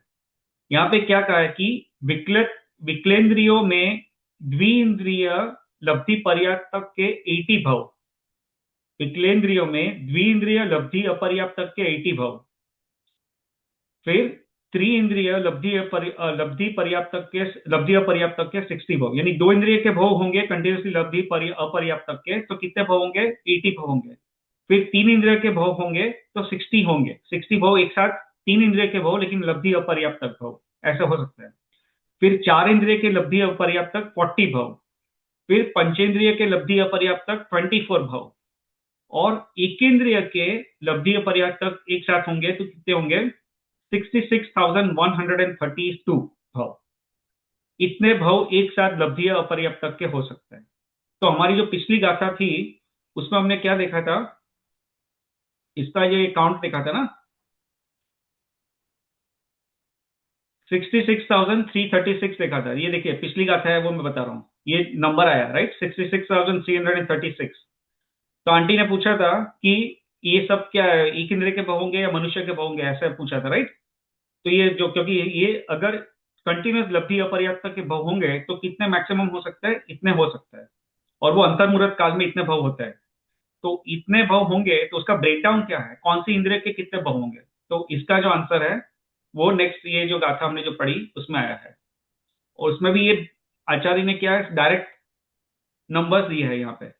ये पूरी जो गाथा है उसमें ये लिखा है तालम, तालम यानी 40, राइट? तो ये पूरा ये सब दिया है। तो इसमें क्या है कि अगर विकलेंद्रिय के जो विकलेंद्रिय में द्विंद्रिय, दो इंद्रिय के 80 भव होंगे, तीन इंद्रिय के 60 भव होंगे, चार इंद्रिय के 40 भव होंगे, पंचेंद्रिय के 24 भव होंगे और एक इंद्रिय के 66,132 भव होंगे।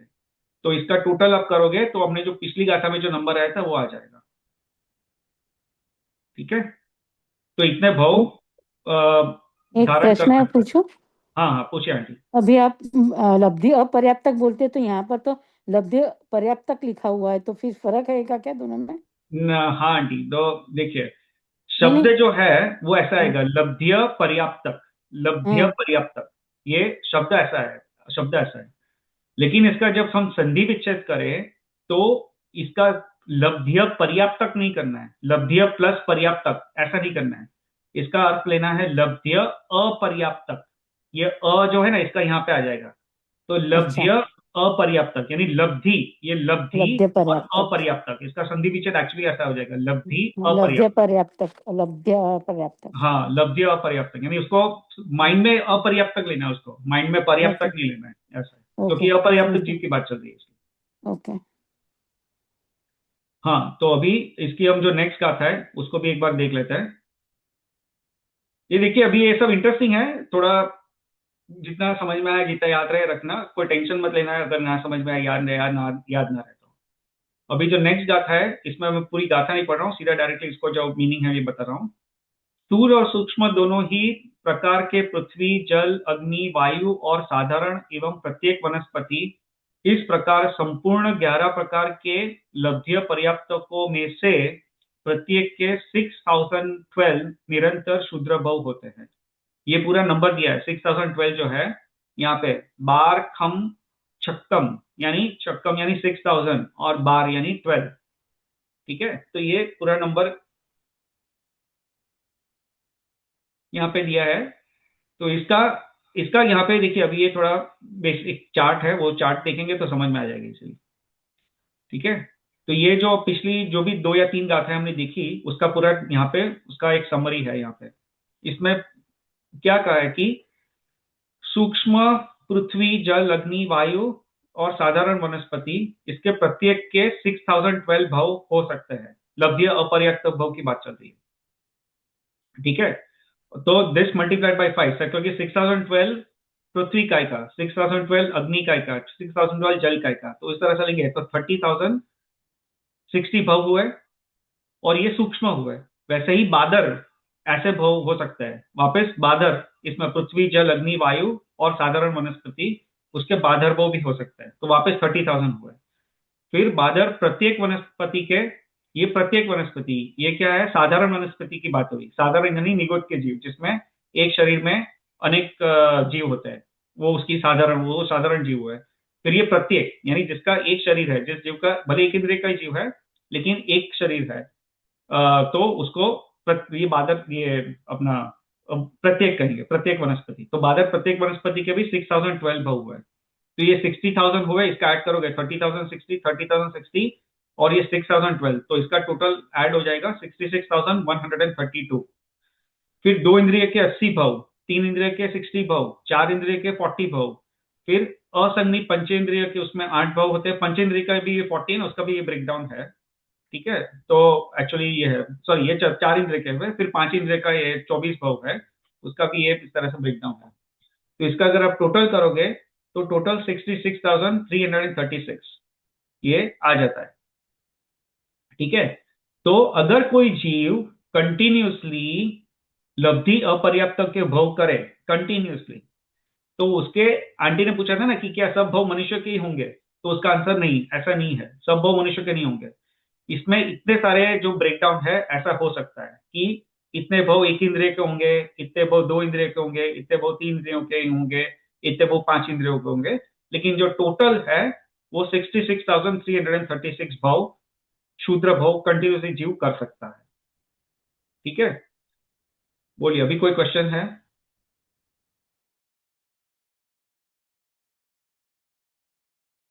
तो भ्रमण की जो यात्रा होती है हमारी, तो हाँ उसमें ये 66,033 भव मैंने फटाफट काउंट हो जाते होंगे ना फिर ये तो। हाँ, क्योंकि अंतर्मुहूर्त में ये सब हो जाएंगे, 48 मिनट्स में ये सब हो जाएंगे।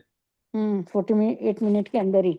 हाँ, क्योंकि हमने जो पहले वो गाथा पढ़ी थी ना, उसमें क्या कहा था कि जो, क्योंकि हर एक जो क्षुद्र भव है उसका ड्यूरेशन कितना होगा, 0.76 अच्छा, सेकेंड हाँ। डिवाइडेड बाई 18, हम्म। इतना उसका ड्यूरेशन हुआ, तो वो 48 मिनट्स पे ये सब भव हो जाएंगे। अच्छा। लेकिन उसमें क्या है कि जन्म मरण का जो दुख है, वो दुख तो हम्म। इतनी बार सहना पड़ेगा ना, क्योंकि हाँ। इतनी बार जन्म हुआ, इतनी बार मरण हुआ, तो भले वो टाइम जल्दी से निकल जाएगा, लेकिन दुख तो उतना सहन करना पड़ेगा ना कि इतनी बार जन्म मरण हो जाएगा, इसलिए। नहीं, पर वो गर्भ का मनुष्य का जन्म मरण का दुख ज्यादा रहता है, ये निगोद में भी उतना ही दुख रहता है जन्म मरण का। जन्म मरण देखिए, अपर्याप्त जीव है तो मनुष्य में अभी आएगा, तो भी उसकी पर्याप्ति है तो पूरी नहीं हुई, शरीर पूरी नहीं, जब वो फॉर्म नहीं हुआ, इंद्रिय सब फॉर्म नहीं हुई, और उसमें उसकी मृत्यु हो जाएगी। तो जन्म मरण का दुख तो आई थिंक, मुझे लगता है आंटी समान ही होगा, भले उसमें नहीं, भले ये लंबी। पृथ्वी पृथ्वी जल अग्नि वायु में जब है उसमें भी जन्म मरण का दुख उतना ही रहता है क्या, गर्भज मनुष्य के हिसाब से? हाँ, यानी यहाँ पे हम ना आंटी अपर्याप्त जीव की बात चल रही है, राइट? हाँ, वो तो है ही ना।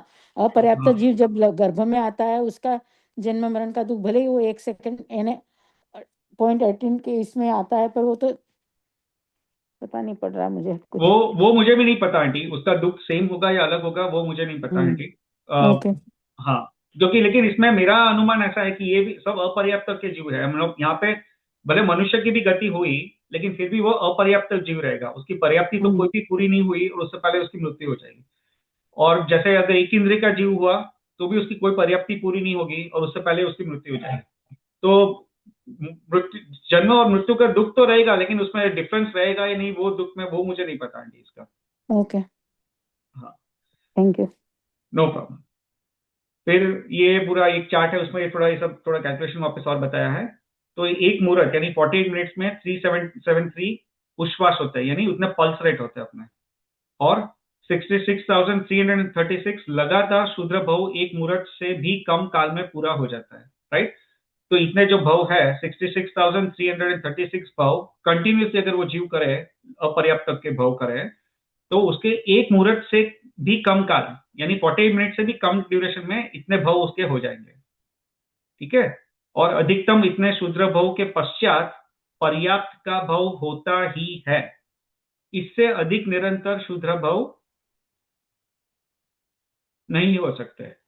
यानी ये जो कहा ना कि कंटिन्यूसली अगर वो अपर्याप्त के भव करे, तो दिस इज द लिमिट, 66,336 भव हो सकते हैं जीव के, उसके बाद वो जीव वो पर्याप्त भव करेगा ही करेगा, ऐसा नहीं है कि वो इसके बियॉन्ड कंटिन्यूसली अपर्याप्त भव करेगा। इसके बाद फिर वापस ऐसा हो सकता है कि एक पर्याप्त भव किया, फिर वापस उसके इतने भव हो जाएंगे, ऐसा हो सकता है, लेकिन इससे फिर वो that link has to be broken. But 66,336 is maximum, right? हाँ, It doesn't have to be always that much, but correct maximum. Correct, maximum, that is the maximum.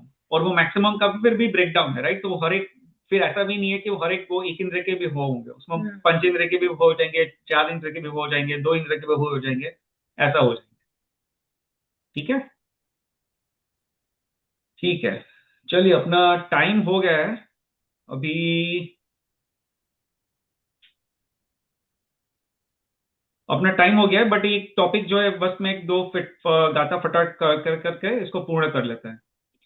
तो ये जो है गाथा नंबर 126, इसमें क्या कहा है अभी, ये जो टॉपिक है ये थोड़ा डिटेल वाला है, ठीक है? आप लोग अभी सोचोगे कि ये ये अगर डिटेल में है तो अब तक क्या था, राइट? आप शायद ऐसा सोचोगे, लेकिन तो है वो थोड़ा, तो इसको भी, इसका मीनिंग पढ़ लेते हैं। इसका मीनिंग ये आता है, इसमें क्या कहा है कि जिस संयोग का शरीर पूर्ण है और पर्याप्त नाम कर्म का उदय भी मौजूद है तथा कार्योग भी है, उसके अपर्याप्तता किस प्रकार हो सकती है। और यहाँ पे उसका एक आया कि तो इसका कारण समुद्घात अवस्था में संयोगी केवली के योग का पूर्ण न होना ही बताया है। ठीक है, अभी इसका क्या मतलब हुआ, यहाँ पे ये गाथा में क्या कहा आचार्य ने कि ऐसी अवस्था हो सकती है कि जीव ने अपनी शरीर की, यानी शरीर पूर्ण है, यानी इसका शरीर पूर्ण है और पर्याप्त नाम कर्म का उदय भी है, परंतु ऐसे टाइम में भी वो जीव अपर्याप्त जीव जैसा है। तो ऐसा कैसे हो सकता है, राइट। तो उसका आंसर ये दिया है कि ये जब केवली समुद्घात होता है, ठीक है, जब केवली समुद्घात होता है तो उस टाइम में ऐसा होता है कि जो उस केवल ज्ञानी की जो अवस्था होती है, यानी उसके शरीर की अवस्था होती है, वो अपर्याप्त जीव जैसी होती है।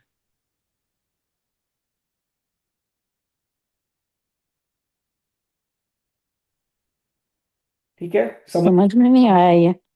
हाँ ठीक है, इसमें समझ में नहीं आया। हाँ कोई बात नहीं, समझाता हूँ। इसमें क्या कहा है कि ऐसी अवस्था हो सकती है कि कोई जीव को पर्याप्त नाम कर्म का उदय हो। ठीक है, पर्याप्त नाम कर्म का उदय है, यानी उस जीव में, उस भव में वो जीव पर्याप्त पर्याप्त होने वाला है, परंतु ऐसा टाइम आ सकता है, ऐसा सिचुएशन हो सकती है जब भले उस जीव का पर्याप्त नाम कर्म का उदय है, फिर भी उसकी अवस्था अपर्याप्त जीव जैसी होगी। ठीक है, तो क्वेश्चन है कि ऐसा कैसे हो सकता है कि जीव ने अपनी सब पर्याप्तियां पूरी कर ली है, उसके पर्याप्त नाम कर्म का उदय है, लेकिन वो जीव अपर्याप्त जीव जैसा कैसे हो सकता है। तो उसका उत्तर दिया कि केवली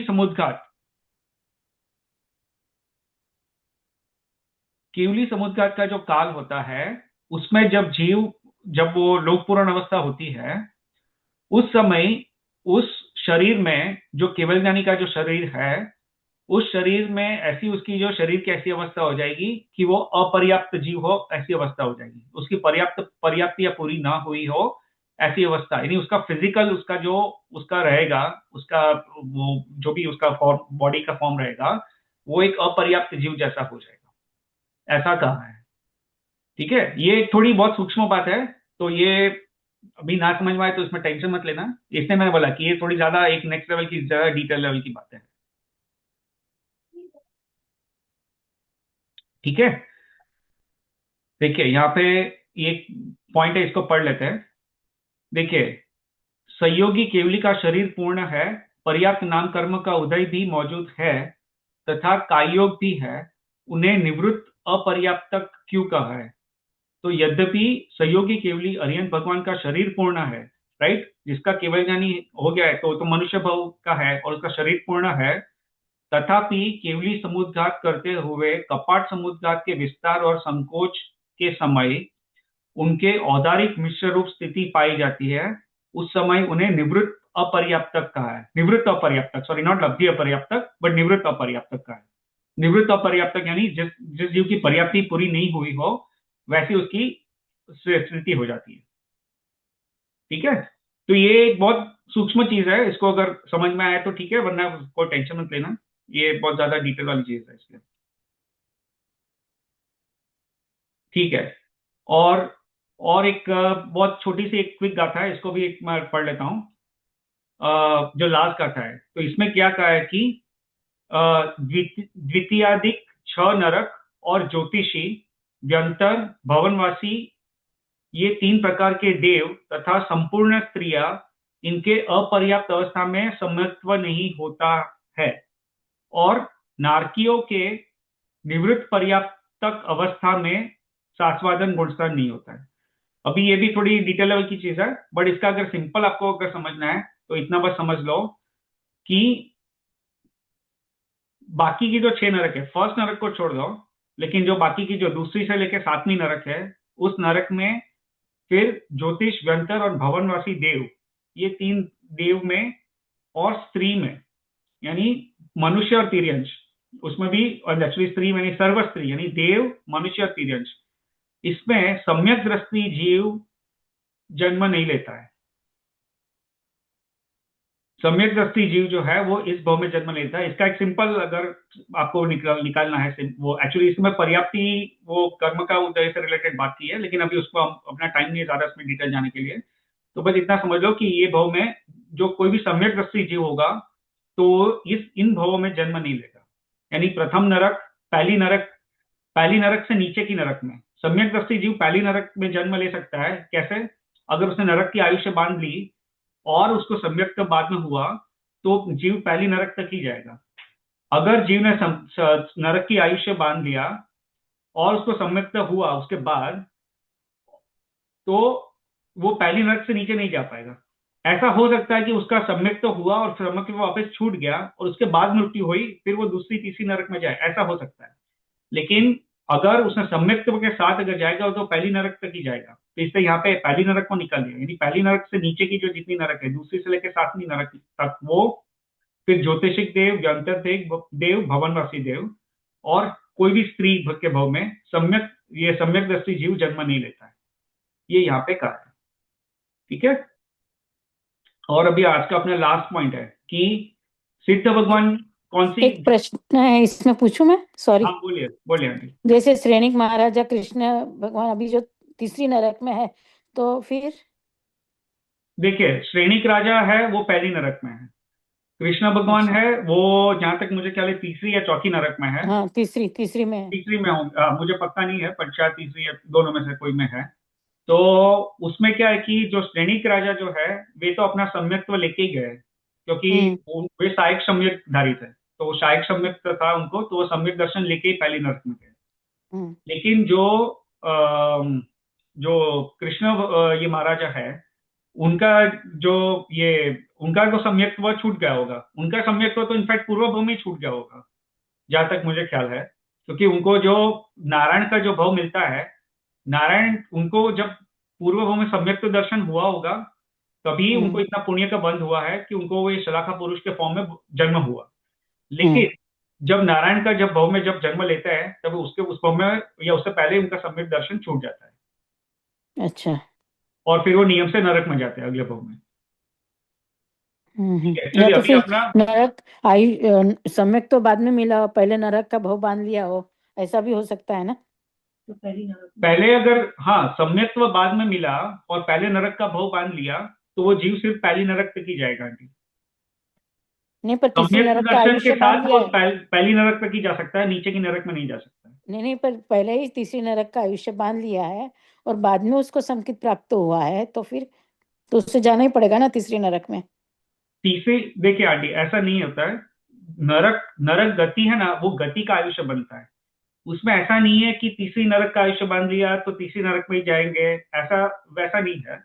जैसे अच्छा। श्रेणिक राजा की बात है, श्रेणिक राजा का कैसा है कि उन्होंने जब आयुष्य बंद किया था नरक का, तो उन्होंने 7वीं नरक का आयुष्य बंद किया था। अच्छा। श्रेणिक राजा ने जब आयुष्य नरक का बंद किया था, तब 7वीं नरक का आयुष्य बंद किया था। तो नरक का आयुष्य का तो बंद हो गया, तो भी ये निश्चित हो गया कि उनको नरक में तो जाना ही है अगले भाव में। जब नरक का आयुष्य बंद हुआ तो ये निश्चित हो गया। लेकिन जब उन्होंने जैन धर्म समझा और जैन धर्म का पालन किया, तो उन्हें जो कर्म की निर्जरा हुई और उसके बाद सम्यक दर्शन प्राप्त हो गया, तो उनका जो 7वीं नरक से सीधा वो उनका पहली नरक तक ही उनका आयुष्य सीमित रहेगा। तो नरक तो जाना पड़ा, तो ऐसा नरक गति चेंज नहीं हुई, लेकिन उनका आयुष्य है वो 7वीं नरक से का कम होके सिर्फ पहली नरक तक का रह गया। तो उसमें ये अपकर्षण और उपकर्षण हो सकता है, कर्म की जो स्थिति है उसमें। अच्छा, ठीक है। अपना आज का लास्ट पॉइंट है, अभी सिद्ध भगवान है वे क्या पर्याप्त है या अपर्याप्त है?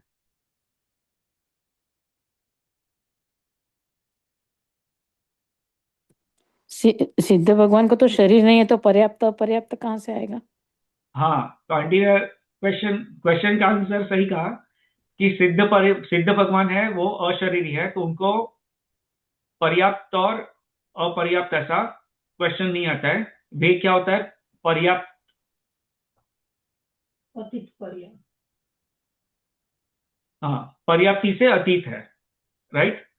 6 पर्याप्ति के अभाव को अतीत पर्याप्ति कहा है, और सिद्ध भगवान अतीत पर्याप्ति है, राइट। क्योंकि उनको कोई शरीर ही नहीं होता है, तो उसको ऐसा, उनको कोई ये प्रॉब्लम ही नहीं है कि भैया पर्याप्ति पूरी करनी है, पूरी हुई कि नहीं हुई, ये सब जो है, उनका जन्म मरण भी नहीं होता है, तो ये सब कुछ नहीं होता है। सिर्फ जो सिद्ध भगवान है वे पर्याप्ति अतीत है। तो इसका ये देखिए, अभी अपना चैप्टर तो पूरा हो गया, सॉरी थोड़ा टाइम ज्यादा हुआ है, मैं अभी जस्ट 2 मिनट में ही उसको ये समाप्त कर दूंगा। लेकिन इसका देखिए, पर्याप्ति का पूरा ये सब समझा, और इसमें अभी तो बहुत सारी और भी चीजें हैं जो हमने कवर नहीं की है, कि लाइक भोग भूमि में पर्याप्त जीव होता है तो कौन सी इंद्रिय वाले जीव हो सकते हैं, ये सब अपने शास्त्र में, ये सब भी बहुत डिटेल में आता है। लेकिन अभी अपने पास इतना टाइम नहीं है, तो आज कवर नहीं कर पाए, तो ये है। बट ये पूरा पर्याप्ति का जो भी चैप्टर पूरा जो समझा, इससे हमें क्या जानने मिला, ये हमें जानने मिला कि अल्टीमेटली हम इतने सारे भोग कर सकते हैं, राइट। और इतने, उसमें भी जो निगोदिया जीव है, सब निगोदिया जीव नहीं, लेकिन जो हमारे शूद्र भव हो, तो इतने कम छोटे आयु वाले भी भव हो सकते हैं, और उसमें हम इतने सारे भव कर सकते हैं कि उसमें 1 इंद्रिय वाले, 5 इंद्रिय वाले, लेकिन वो सब लब्धि अपर्याप्त भव भी कर सकते हैं। लब्धि पर्याप्तक यानी लब्धि पर्याप्तक यानी लब्धि अपर्याप्त भव भी कर सकते हैं, राइट। तो इतनी बार हम मृत्यु, जन्म मृत्यु, ये सब होता रहता है, और हमने इतने सारे भव किए भी होंगे भूतकाल में, जिसका अभी हमें स्मरण न है। तो हमें बेसिकली क्या है कि पुरुषार्थ यही करना है कि ये जब जन्म मरण के चक्कर से बाहर निकले, तो हमें कोई पर्याप्ति पूरी करने का कोई टेंशन नहीं रहेगा। ये टेंशन नहीं रहेगा कि भैया पर्याप्ति पूरी नहीं हुई और मेरी मृत्यु हो गई, ये सब जो है वो प्रॉब्लम सब फेस नहीं करने पड़ेंगे, राइट। तो अल्टीमेटली यही है कि भैया पुरुषार्थ करें और मोक्ष की प्राप्ति का पुरुषार्थ करें। बेसिकली अल्टीमेटली इससे ये जो सब जानने से ये समझ में आता है कि हमें ये सब भाव में भी जा सकते हैं, भले हम अभी मनुष्य है, लेकिन हमारे कर्म के उदय से ये सब भाव में भी हम जा सकते हैं, और इससे ऐसी सब प्रकार के भाव भी हम कर सकते हैं। तो अल्टीमेटली सीखना तो यही है कि हम ये सब भाव भ्रमण के चक्कर से बाहर निकले। ठीक है, चलिए, और कोई क्वेश्चन है? अभी ज्यादा अपना टाइम नहीं है, फिर भी एक कोई क्वेश्चन हो, 1-2 छोटे मोटे क्वेश्चन हो तो मैं ले सकता हूँ, उसके बाद फिर हम अंत मंगलाचरण कर लेते हैं। कैसा लगा आज का? कोई बहुत ज्यादा डिफिकल्ट लगा या इंटरेस्टिंग लगा? कैसा लगा आज का, आज की तत्व चर्चा? किसी को भी बताना है, बता सकते हैं। बोरिंग लगा? नहीं, अच्छा लगा। बहुत इंटरेस्टिंग है, बट हाँ थोड़ा डिफिकल्ट भी है सब याद रखना, हाँ लाइक हाँ numbers specially. But I think वो अगर भाव समझ में आ जाए तो that's the main point, right? हाँ हाँ, देखिए किंजल में कर्णानुयोग जो है ना, वो ऐसा ही है। कर्णानुयोग जो हाँ, है, ये सही में। इतना डिटेल में है कि इसमें केवल ज्ञानी के ज्ञान में जो ये सब इतनी सारी चीजें डिटेल में जो आई है, वो सब कही है, बहुत ज्यादा डिटेल में कही है। तो उसमें क्या है कि उपयोग अपना बहुत सूक्ष्म हो जाता है, ऐसा है। इसमें और एक टॉपिक है कर्णानुयोग का, पंच परावर्तन का, वो टॉपिक भी लेंगे, वो भी बहुत डिटेल में है। ठीक है, लेकिन वो अभी तुरंत नहीं लेंगे, हम फ्यूचर में लेंगे। तो but it is also very interesting topic. मुझे तो मुझे तो बहुत कुछ, मैं तो आधा ही घंटा ज्वाइन, पौना घंटा ही ज्वाइन कर पाई, पर हाँ मुझे तो काफी कुछ नया जानने को मिला आज। हाँ हाँ, अच्छा है आंटी। हाँ, तो कर्णानुयोग के सब टॉपिक ऐसे ही रहता है कि वो बहुत सूक्ष्म, बहुत ज्यादा डिटेल में रह रहता है, और ये सब क्या है, केवल ज्ञानी के ज्ञान में जो आया है वही सब ये कहा है। क्योंकि ये सब क्या है, कोई normal person can not know all these things, ये सब केवल ज्ञानी के ज्ञान के आधार से ये सब जाना जा सकता है। ठीक है, चलिए अभी हम अंत मंगलाचरण कर लेते हैं। सर्वमंगल मांगल्यम सर्वकल्याणकारकं प्रधानं सर्वधर्माणां जैनं जयतु शासनम्, जैनं जयतु शासनम्। अपना टाइम हो चुका है, तो हम लोग यहीं पे समाप्त कर लेते हैं। जय जिनेन्द्र सभी को। जय जिनेन्द्र। जय जिनेन्द्र। जय थैंक जिनेन्द्र। यू। जय Jinendra. Sure, Jiren. Thank you. जय जिनेंद्र। जय जिनेंद्र।